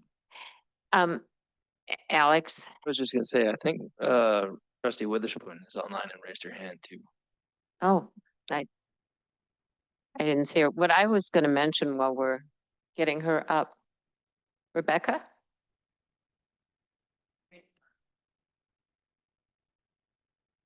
Okay, I just wanted to note two things, and when I mentioned this to Bill Chang already, I was stunned that somebody talked about 1999 as being vintage for someone who grew up in the 50s. I'm a bit insulted. But beyond that, what we're dealing with, in addition to all of the local issues, is an evolving market, changing demand, changing income. A lot of changes that have us needing to look at housing for the current situation that we live in now. Obviously planning for the future, but we have to be responsive to this market. And so I note that in a lot of the recommended changes. Rebecca, you're online. Can you talk now? I'm finally in now. I just wanted to let you know I'm here. So, Oh, okay. Well, your hand is up. oh, sorry. Okay, welcome. Thank you. All right, here we go. Other comments or questions? I'd like to make a motion to postpone this. Okay, you can make that. Second. We have a motion and a second. Rebecca, you have your hand up? I'm not sure that I'm in favor of postponing this at right this moment, but sorry, I didn't hold my hand up quick enough a moment ago. Because I just wanted to give a little bit of input as well on this issue. I've heard from a number of different folks that they're not interested in making a lot smaller lots, getting rid of our zero, or getting that setback reduced to almost nothing. And they're also not interested in getting stories increased. So just an FYI, I'm probably going to be a hard no on this one. One of the things I also think I know, but I would ask Mark to clarify, is that we are talking about zero lot lines in one very specific area. We're not talking about zero lot lines across the board here. I'll let Mark answer that question, but one of the things that I'm wondering if it might be helpful is I feel like this document and zoning, especially as it relates to residential, but looking at this, our zoning districts might be helpful in the context of looking at the future land use map to see, because along the vein that you're saying, like these things don't apply to everywhere in the village. No. And so it may be a helpful exercise for everybody in this room to see where certain things would apply and to look at this in that context, just offering it up.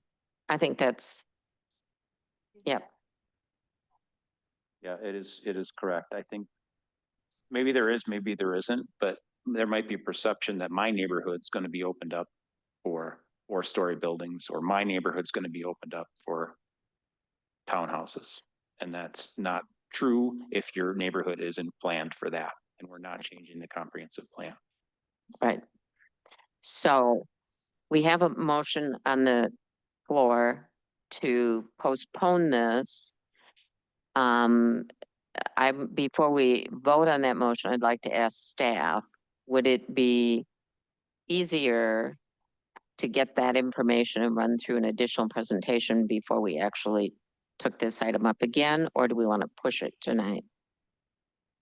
Personally, I think it would be a good exercise and maybe informative regardless of what happens tonight. But I would say it probably makes sense to look at it in that context at a future meeting. Bill? I just want to say, please pay attention to the numbers that you have in attendance tonight. There's a motion and a second to postpone. Therefore, if it ties, that postponement fails, and you would have a vote on this subject. Yes. Jim? Can I don't quite know how to do this, but can I ask the people that are in favor of postponement, what would be information they'd be searching out? I think we've heard one thing so far, but I'm gonna withdraw the postpone. Okay, I'm gonna withdraw that. she withdraws the motion. Are you, I agree. okay? There's no longer a postponement motion on the floor. So we'll get back to the item. What we're looking at is an item that's been recommended for approval by P and Z, who reviewed it pretty closely. And it would provide opportunity for certain neighborhoods to be zoned more in more in relationship to how they're actually being planned and operated, and will take away the need for so many PUDs. I don't think we're talking about threats to the entire integrity of the village. We're talking about creating opportunity for building that is maybe more affordable and building that provides us some other options. And staff, jump in and correct me if I'm wrong. Okay, Yeah, so it's my understanding that there's no action. Direction is for staff to gather more information for a future presentation. we are asking for that, but we also now have the item on the floor. Oh, there she is. I can see her right there. I was looking up in the air to see you, Rebecca, and you're right there. Okay, so, is there other discussion or questions? Otherwise, I would like to see us take action on this ordinance. Jim? I guess I'd like to make a motion to approve the sort of resolution or ordinance as written. Okay, Second. we have a motion and a second on ordinance 2025-026. Is there other comments or questions? Roll call vote, please. I have my hand up too. I'm just wondering, the individuals that have voiced concern tonight, is there anything in the ordinance that say could be removed to be more palatable? That's a good question.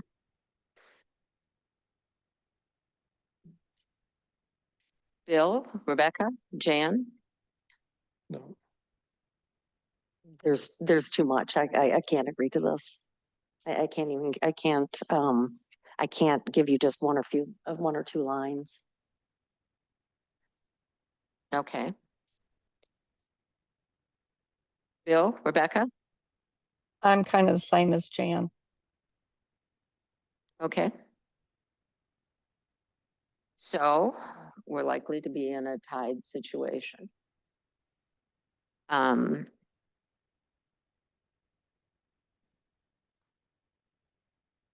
Yeah, I guess we'll move to roll call. Trustee Little. Aye. Trustee Simpson. Aye. Trustee Stefan Hagenham. No. Trustee Witherspoon. No, Trustee Langraff. President Cahill Wolfgram. Yes. Motion fails with a tie 3-3. Okay, so can this come back up? How do we deal with this? Yeah, it can be brought up at any time by on any agenda, so the same ordinance or revision to this ordinance. Okay, so with the Alex's I opening, just want to circle back to the comment that I made earlier. So I think if it's okay with you all, whether it's in the context of this ordinance or not, we'll bring this back in the context of looking at it with the comprehensive plan, future land use map, so we can all collectively get a better understanding of how these two things integrate. And then maybe in the interim, Mark and I can maybe get some feedback on what is a lot to digest right now, and maybe get some pieces here or there that you all have specific issues with. Okay, I think those are good ideas. Jim? Guess I sort of offer too with the planning and zoning, if that's another avenue, if we want to bring it back to them to look at it too, but I'll leave that up to staff. Okay. All right. Well, let's do that. Oh. And yes, Rebecca? Question. Might I make a suggestion that maybe we have a listening session with the public also, because I think this is something that they need to have some good input on, because this is more than just a little thing. This is pretty significant, and just one meeting without, well, I know that you had it at the planning and zoning, but not everybody has an opportunity. I think it would be good and wise to get the feedback from as many people as we can, at least give them an opportunity. And get the information out to people so that they understand what this is about, so that they can actually give their feedback. Because I don't think a lot of people were even aware of this to begin with. I had a number of people reach out to me, and they were very concerned about it, and they would like to be able to, I don't think, some of them weren't even able to be here tonight. So I think it would be wise to get public input on this one. Sure, we could definitely explore some opportunities to do that. I think given maybe some of the feedback that you've heard, I would invite you to maybe pass along some of that as we solicit input too, because Absolutely. to have some idea of what is maybe a hotter topic in here would be helpful. Okay. All right, well, let's figure out how to segment this and get it done. And I think it may require doing it in smaller increments, but I do appreciate all the work you've done. This is something we've needed to address and still need to address. So let's figure it out. Thank you, Mark. And Alex.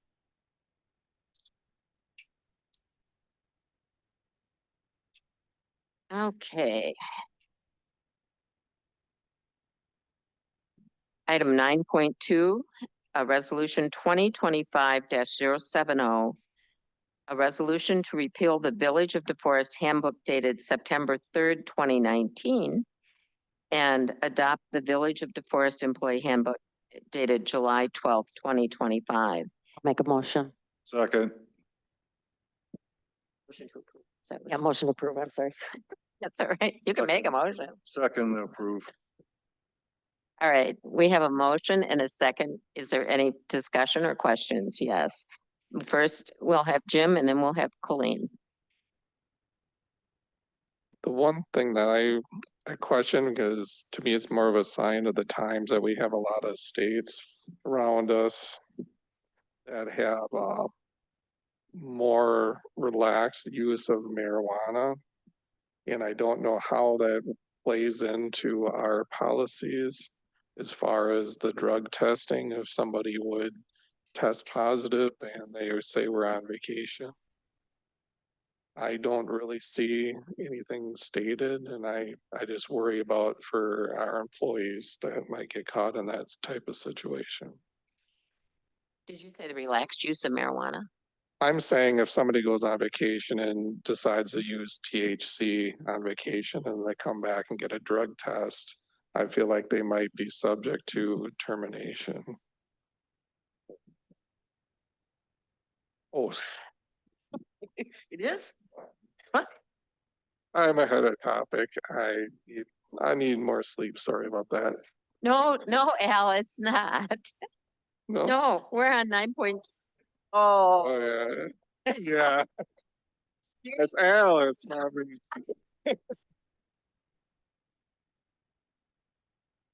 thank you. That was the highlight. I just sort of feel like we moved to the twilight zone. So let's come back. The THC. 11 bill. You've been smoking over there. Al, or Colleen, did you? Yeah, we'll finish Jim. On vacation, they go to reefer, they come back to work. That's positive and Yep. think about it, they're under the. Right, it's my understanding, and I don't really know, but that it stays in your system for quite some time. So they might not be under the influence when they're on the job, but yet they might still test positive. 14 Right, and days. if they have a CDL, it's illegal. Correct. They have, they test above a certain limit. It's a trouble. They could get in trouble. I had a case I worked with before that. He was close contact and tested positive. And he got his CDL taken away until he went through all of this, like testing and met with a counselor.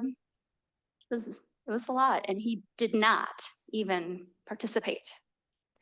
Is there supervisor discretion for things like that? I can understand not the CDL, but We have random drug screenings for people who hold a CDL.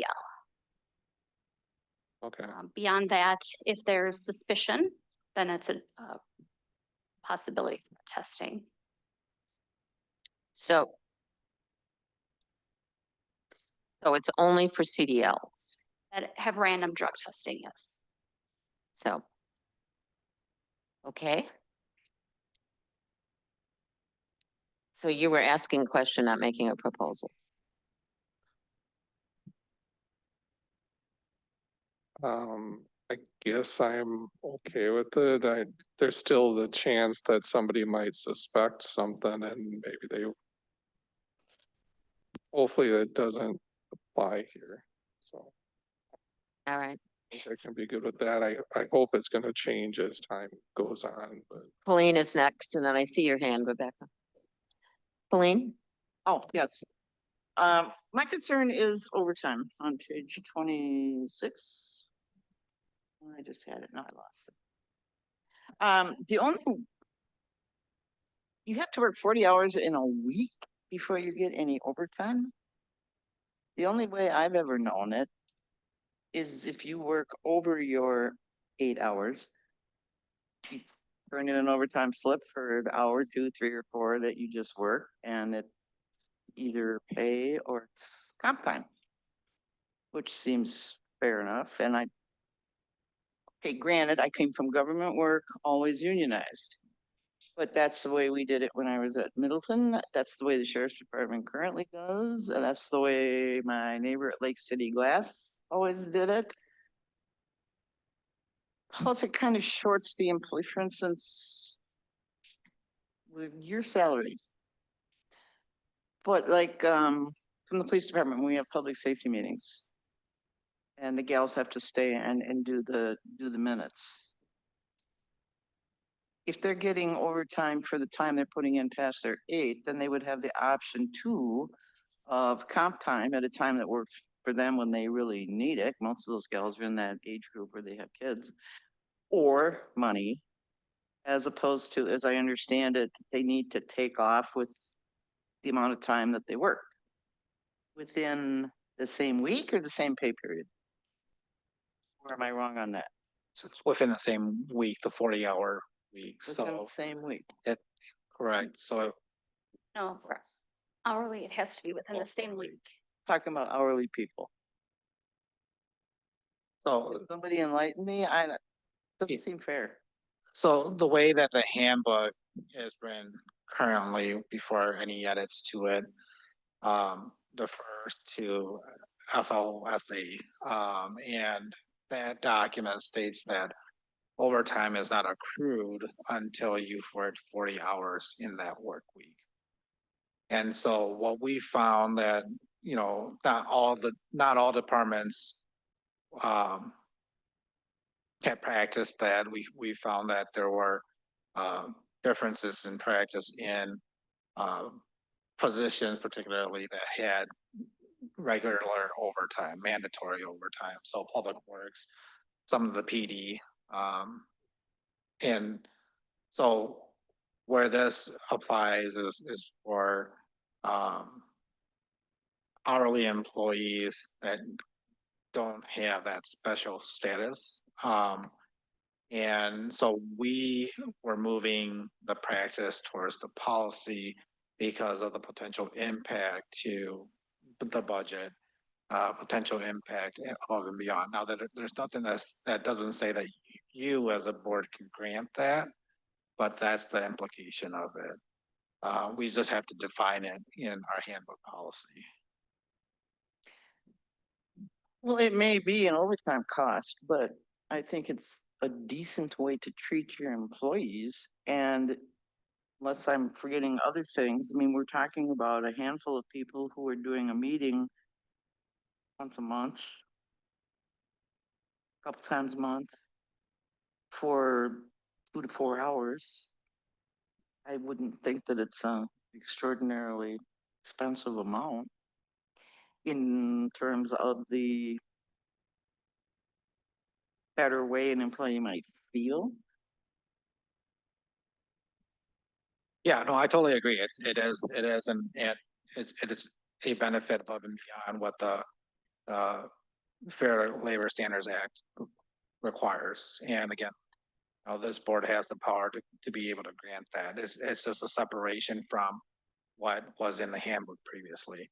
Now, I will say there's different occurrences or instances across the village. So Public Works and PD sergeants that earn overtime aside, those are some of the categories. But then you have your hourly that's in admin or village hall would include also folks at the library because they would fall under the same. For example, in your instance there, it could be that they could be working an event, right? And like a special event, which, they could incur several hours in a day over a series of days. I know that the library has that, and where they fill some of their events with their staff. Again, I don't think that there's a wrong way to do it. If you're telling me that you favor accruing overtime, per day over the regularly scheduled time of work, whether it's 8 hours or 10 hours in the case of the police department, we have to write that into the employee handbook. Again, that's above and beyond what FLSA requires, and our handbook currently defers to that FLSA document. Would there be issues with coverage? I'm thinking about front office staff. And, you get into election time, you get into busy tax times, whatever. And if people are here overtime, there aren't that many people to cover the hours. So what if they all want to take it within a week period? That's always up to the supervisor. Well, the ultimate approval of being able to take time off.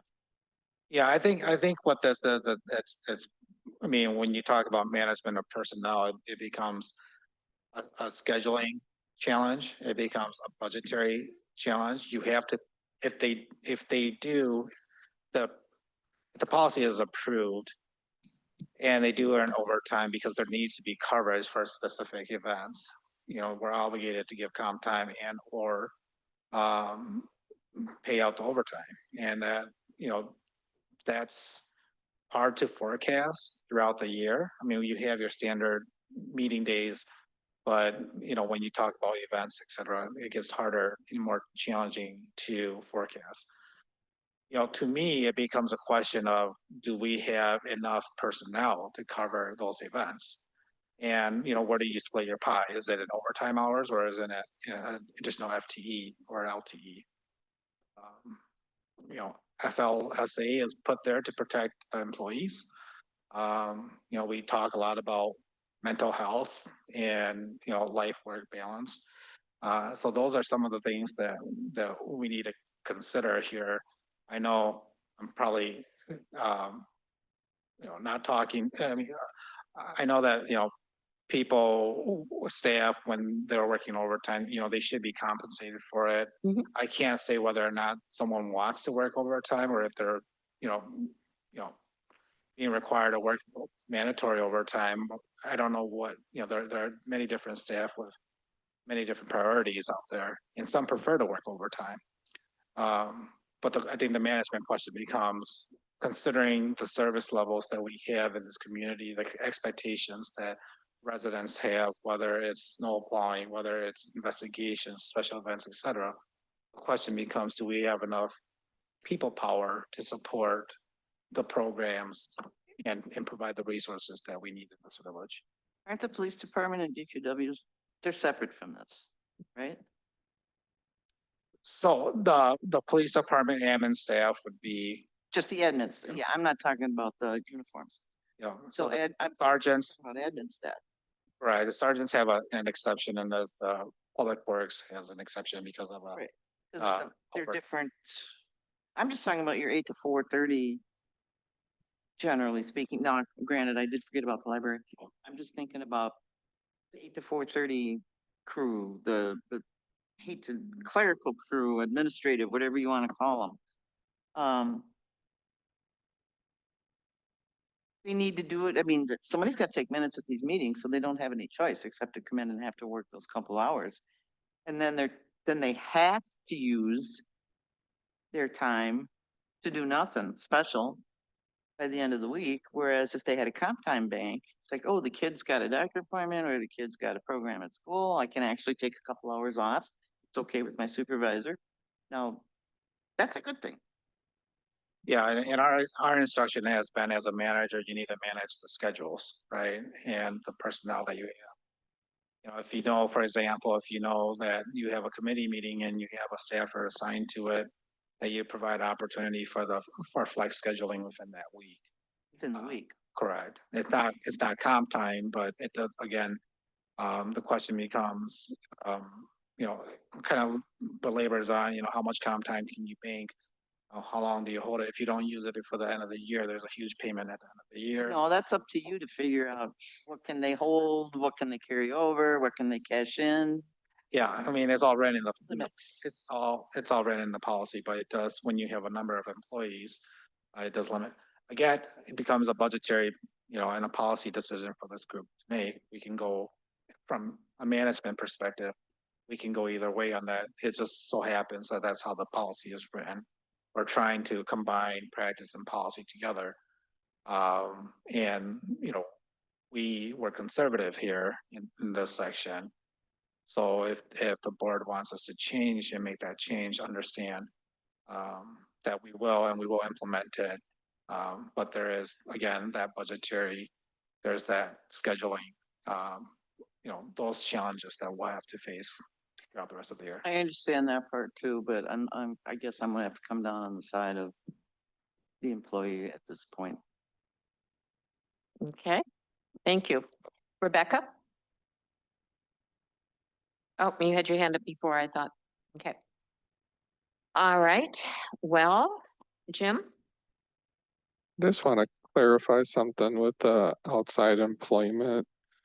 Randy, is it all employment outside of the village that you would need to submit like a pre-qualification or something? It's not necessarily any kind of written anything. It's just, hey, I've been asked to coach my son's AAU team and they're gonna pay me $40 a week to coach it. Is that okay? I coach on the weekends. Something like that. It's just clarifying that with your supervisor that you're doing that. It's nothing that's written on file necessarily. A note might be added into your personnel file just to say you did have a conversation with your supervisor, but it's not. It's just to make sure that your part-time or side job doesn't interfere with your full-time regular job. Right, what I want to clarify, say my employer requires it for all jobs outside of the DOT, but or state employment, that you have to get this pre-approval, there's a form to fill out. To me, it protects the employer too, that yes, somebody's reviewed it and it's not a conflict. So I just want to make sure that our manual says that everybody needs to notify their supervisor. There's not an exception that because it's outside of work hours that you don't have to. Right. No, it does say prior approval, but we don't have a form at the moment, but it's probably not a bad idea to create one. Thank you. Yes, Colleen? Does your employer then have the right to say, no, I don't think so. I'm afraid that's gonna impact your performance here.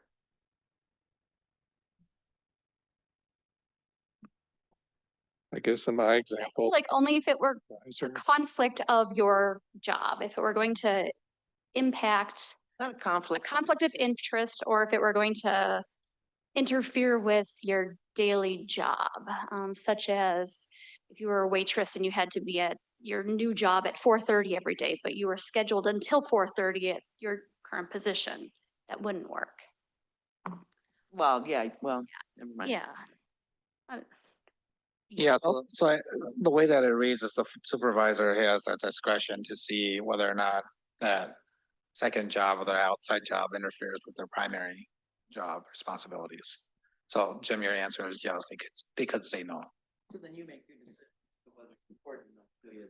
Correct. Right, I just want to make sure that includes all, because to me, the situation you don't want to have happen is somebody thinks that they can do something, they've been doing it for however long is now depending on that income, and then the conflict arises, and it's like, well, no, you can't. I don't want somebody to be in that position. So I'm hoping that the manual says that everybody should. Okay. Other questions? Comments? Edits? Did we have a motion? Yep. Jan made a motion and Bill seconded.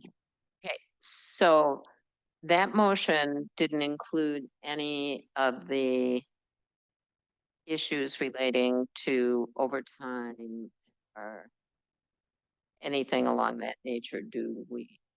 The motion was just to approve the resolution. Right. So my question is, are you asking to amend that motion or where are you with that? Me? Hmm? You? I'm not gonna vote yes with it, the overtime thing written the way it is. So I would like to see it amended, or if it needs more research or whatever. Well, how would you like it amended? I would like Tell to me. amend it that the overtime is based on hours per day, not hours per week. Anything over 8 hours in a day is overtime. Okay, So the recommended language would be that any hours worked over a regular shift in a particular day. Some shifts we have 8 hours, some shifts we have 10 hours, depending on the section that you're in. That's my mistake, just by using the generic 8 hours. And that it can be paid in cash or comp time. we're having problems hearing you, Colleen. You get it. Love your Right. microphone. That it's based on their regular hours per day and that it can be taken in cash or comp time. And it's always up to the supervisors. Hmm?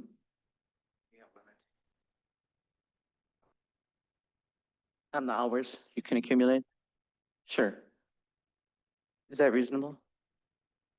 Yeah, we're just The talking, we're parameters. just talking about limiting the number of comp times you can accrue. And that's right now in the handbook. So I want to make sure that we're not changing. Inconsistent with that. Yeah, consistent with the parameters already in the handbook. Okay, so yes, I just want to bring up another point, certainly for you guys to decide, but I know for my department specifically, all of my employees are all salaried. So we often have to work, I mean, the 4th of July, other events, weekends. So the way that we have to flex time is that we have to flex it within a pay period. There's no additional pay, there's no comp time, things like that. So something to consider, just because I know if those are changed, my staff sees that as well. So just wanted to throw that out there as another perspective. Your whole staff is salaried? They're salaried because they work long hours. I learned that one a long time ago. Pretty much. Yeah, I'm sorry about that. That I know the salaried people have that option to take the flex time, but you also get paid more money probably. Sometimes. Yeah. Jim? I don't know, I was just gonna state some of the obvious, is like with my job, I don't think I could really operate that way with construction oversight. You never really know when the contractors are gonna be working. There's staff that often work 12-hour days, and I've had one work 16-hour days and things, so. But you're right, salary versus not, but I personally wouldn't want that change. I think it's better to have the flexibility over the 40 hours, allow somebody to end the day earlier, just to not get paid overtime. Okay, so you want to ask them to amend their motion to include that language? I'm sorry. Yes, Rebecca? I was just gonna comment basically similar to what Jim just stated. I'm actually hourly at my work, and we have a very strong policy. We are based on the 40-hour week, and it's not the 8-hour, or it's not the shift, it's the 40-hour week. Right. If we can make up the time during the week, or take off, let's say I had to stay over some on one day, then I can take a little bit off on several days or on one day or whatever. But it has to be within the same week. Otherwise, I have to have permission to work that overtime, anything over, like, say, 15 minutes. I can't carry that over to the next week. You either make it up or you don't. So sort of getting permission for that overtime, that's kind of the real world out there. And it's really, really cumbersome and difficult to do it. Or at least my experience has been, if you do it per shift rather than for an entire week or a pay period, one or the other. I'm good with the way it is in the book. Well, let me just note that I worked 22 years in a place that did it the way I'm talking about, and everything pretty much worked out fine for it. I know. But that's how that end of things works too. That's just what they're used to, I guess. Let's hear from Carol.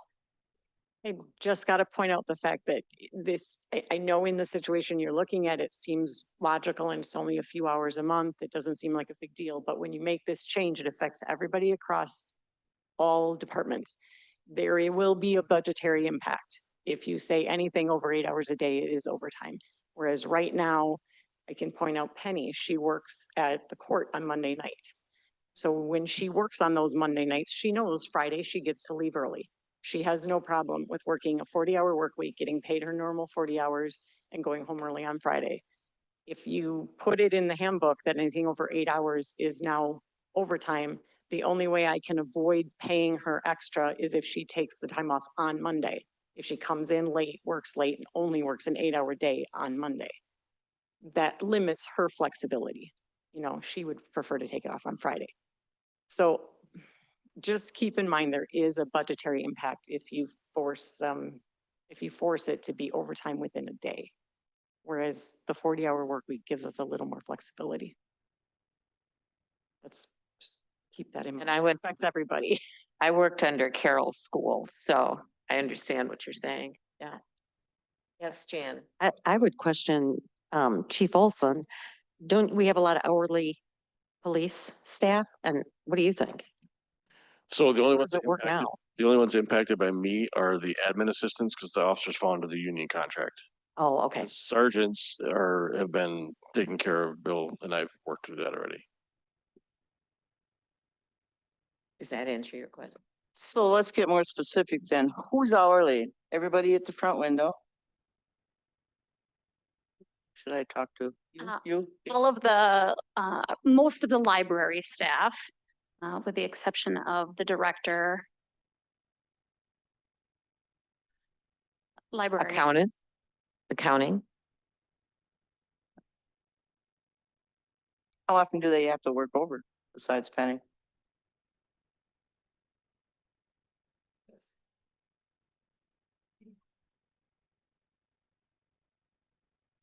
I would say only occasionally. As we get towards audit, there's things that need to get done and we sometimes run into deadlines, so we'll stay long to get things caught up and done, but it's not very often. So how many people do you have in finance? 3. 3? Yeah. The court clerk is, and she multiple times works more than 8.5-hour days because she's got court numerous times during the week that go evenings. Numerous times? Yeah, sometimes Mondays and Wednesdays in the same week. So then we have Public Works being separate. Greg and I are the only salaried, otherwise the other 12 people are all hourly. So the numbers are growing here, guys. Yes, they are. Yes, they are. And the complication is growing because even though it's at supervisor's discretion, it has an accounting impact. And then one of the questions I have is, does someone get their comp time or flex time at time and a half? Mm-hmm. So The flex time, no, the comp time they would. The flex time is just simply adjusting the schedule. just a one-on-one. Okay. Yeah, I think that, again, I think this kind of goes back to,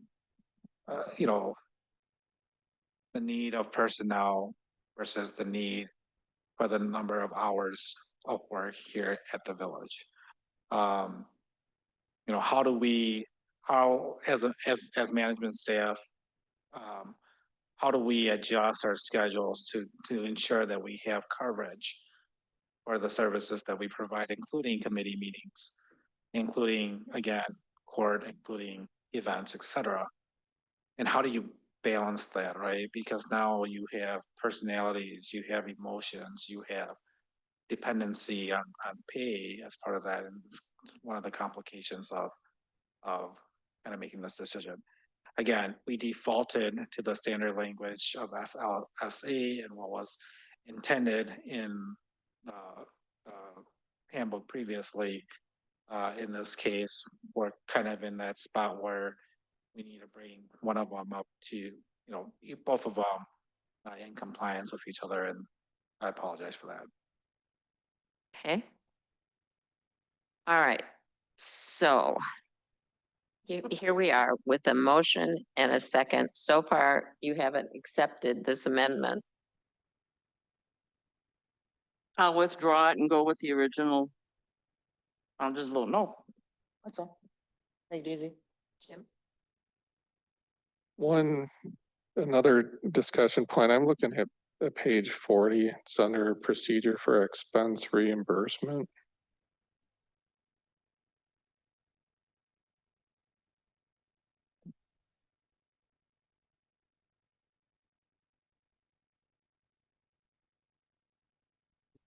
I guess part of my question is I'm a bit confused because there's multiple versions and I guess I'm looking at a red colored version.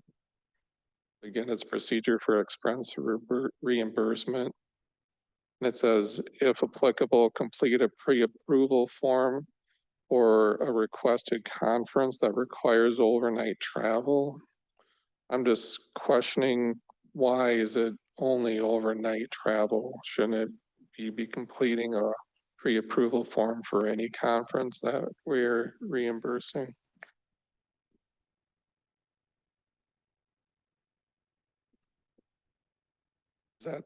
Is that the practice or?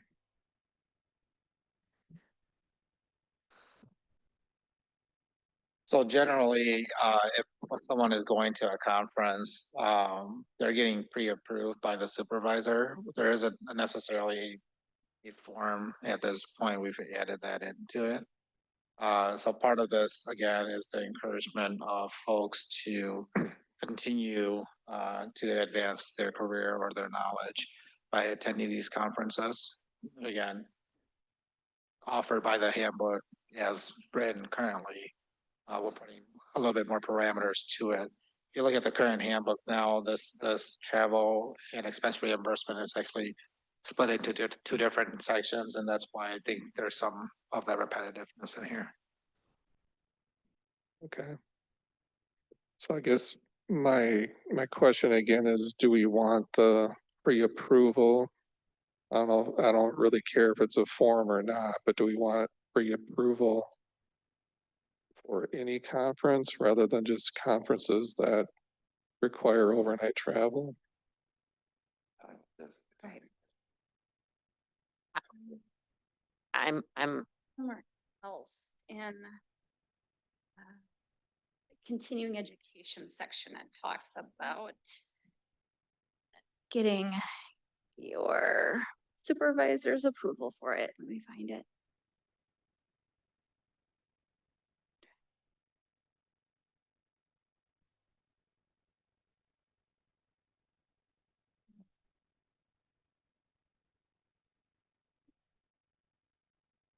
So again, this is a policy decision from a management standpoint. If they're traveling for a conference and they're coming back within the day, you know, to me, that's still a work day.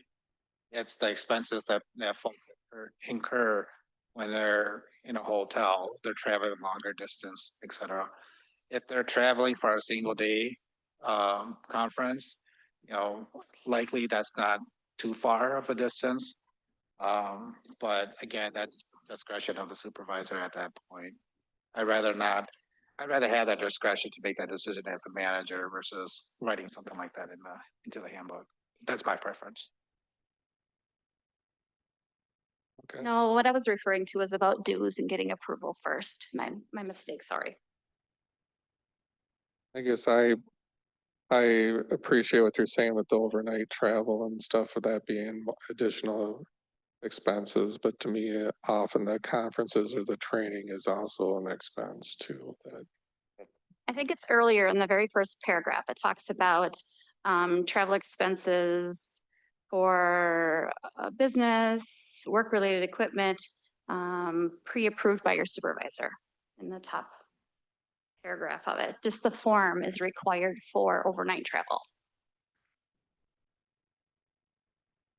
So it's all pre-approved. So you have to be pre-approved to be able to attend the conference. But a form with the supporting documentation is required for an overnight.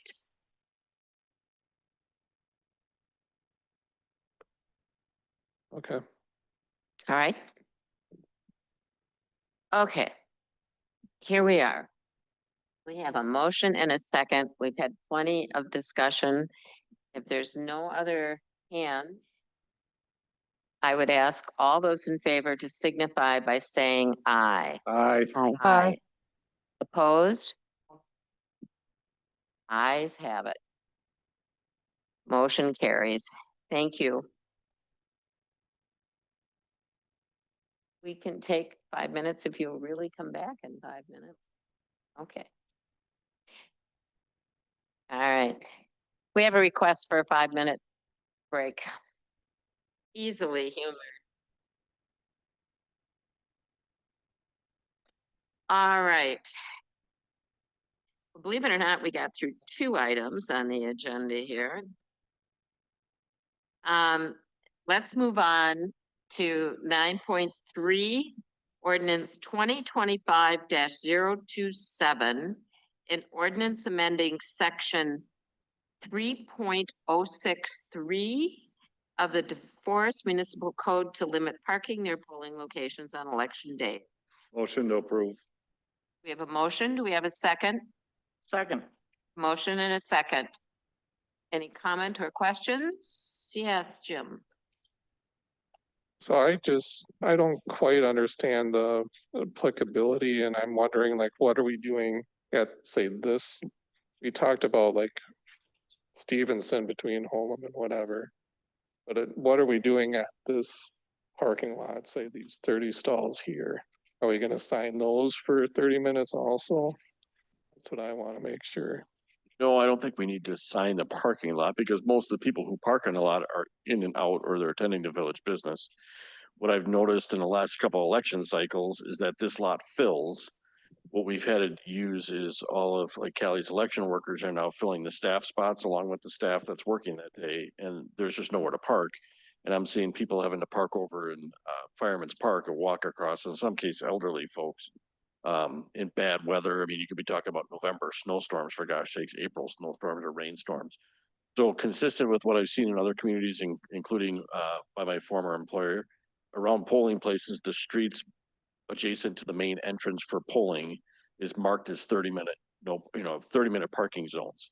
So what I'm recommending is just the block on Stevenson between Holm and DeForest Street, and then also a block of parking stalls on Library Street only. So those that wish to go to the library and spend a couple hours, they can park on Market Street. That's all just traditional parking as long as you care to be there. But for the time period from 7 AM to 9 PM, I believe. Close at 8. Yeah, close at 8, but that gives you the half hour to get out, right? So just to make it fair and equitable and things of that nature, that we would mark that as 30-minute parking. So if you have to go drop a book off at the library, you could park in those 30-minute spots, run in, drop your book off, come out and leave, you're fine.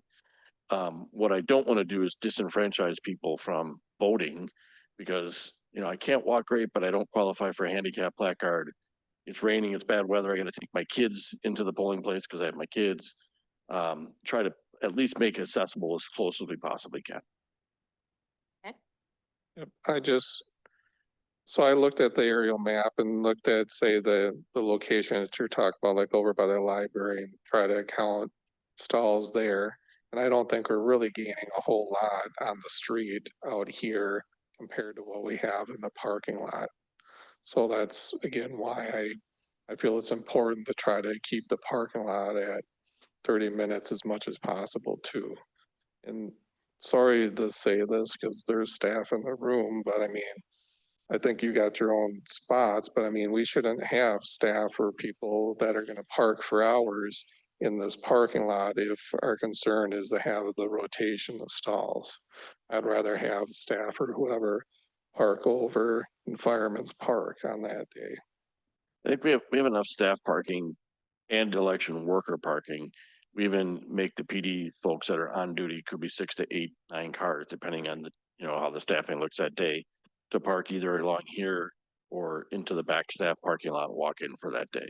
So we do keep that available. We open up every possible spot we can. There's a couple handicap spots.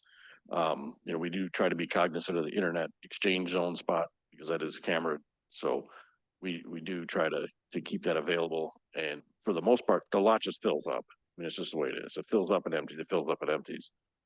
I just want to keep as many street parking as we can for like overflow parking for that 1, 2, or 3, or potentially 4 election days in a year.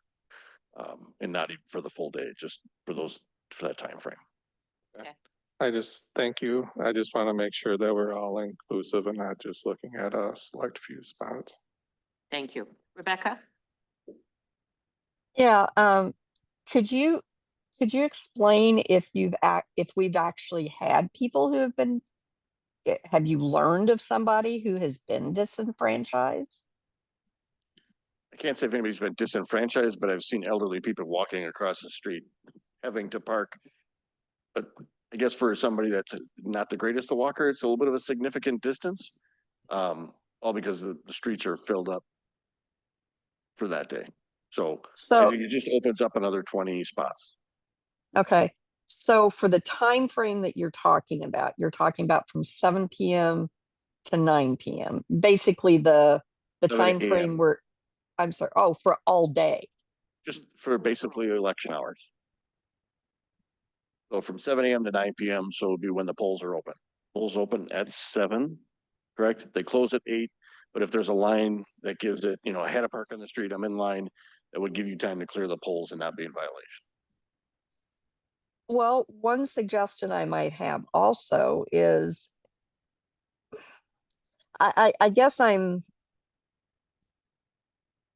why not have for those particular days, why not have some extra designated spots for the handicapped and elderly, specifically for that, where we put a temporary sign up to help those folks who are truly needing it be able to get there.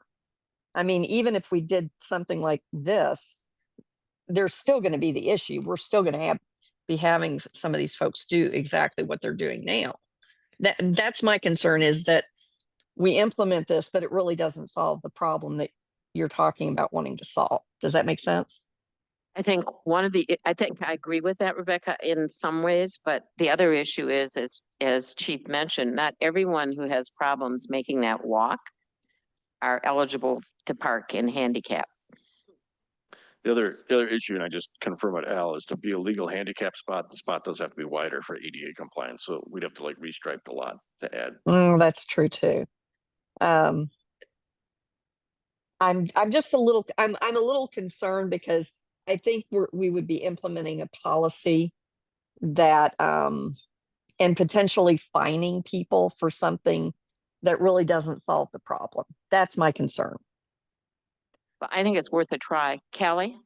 I can just speak from experience on election day. I have had people coming into the polling locations, both of them, that have had trouble finding places to park. In some situations, there are residential around here, so some of the homeowners do park their cars in the street, which does take up some spots. So I have heard people say that they have had to walk a fair amount distance. Some of our elderly residents, or like Chief Olson had said, parents that have small children, to lug them in a snowstorm. For some reason, it always likes to snow on election day. To dragging, their small children, or pushing strollers, or there's a lot of different residents that aren't able to make a long trek, a block, to come vote. So it just helps to take out any obstacles that could be in anybody's way. I'd like to suggest we try it this way, and if we still need more, we come back and take a swing at it after the next elections.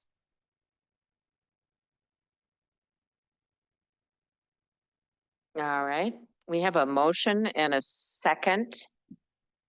Is there any further discussion?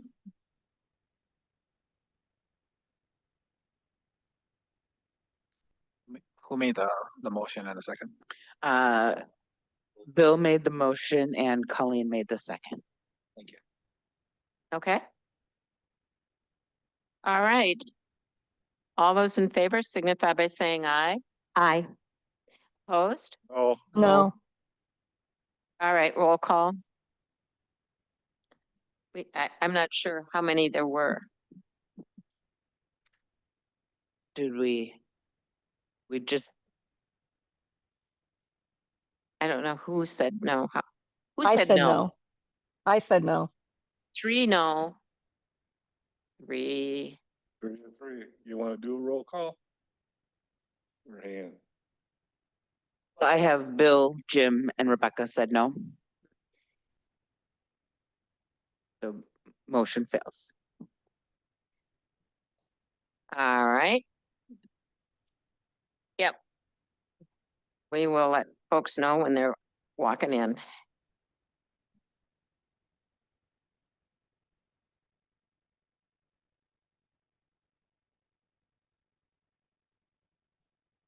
Nine point 4, a resolution authorizing the village president and clerk to execute a contract with T-Mobile Central LLC, amending the lease agreement for space on the Madison Avenue Water Tower. Motion to approve. Second. There's a motion and a second. Any discussion or comment? If not, all those in favor signify by saying aye. Aye. Aye. Opposed? Motion carries. Resolution 2025-072, a resolution determining the claim filed by Carrie Ann Anderson. This was in your packet. This was discussed at a previous meeting. Move to approve. Deny that claim. I mean, move to approve the deny the claim. Oh. Motion to approve to deny the claim. Could I suggest a motion to approve the resolution? Yeah, I think that's all we need. Yeah. All right, Rebecca made a motion. Do we have a second? Second. We have a motion and a second. Any discussion? If not, all those in favor signify by saying aye. Aye. Aye. Opposed? Motion carries. All right, moving on, your communications, your check register was in your packet. Committee, commission, and board reports were in your packet. I don't have much to report tonight other than we are watching what's going on in the state budget and we'll report at the next meeting. Any other business to come before the board? If not, I'd entertain a motion to adjourn. Motion to adjourn. Second. We have a motion and a second. All those in favor signify by saying aye. Aye. Aye. Opposed? Motion carries. Bye. We're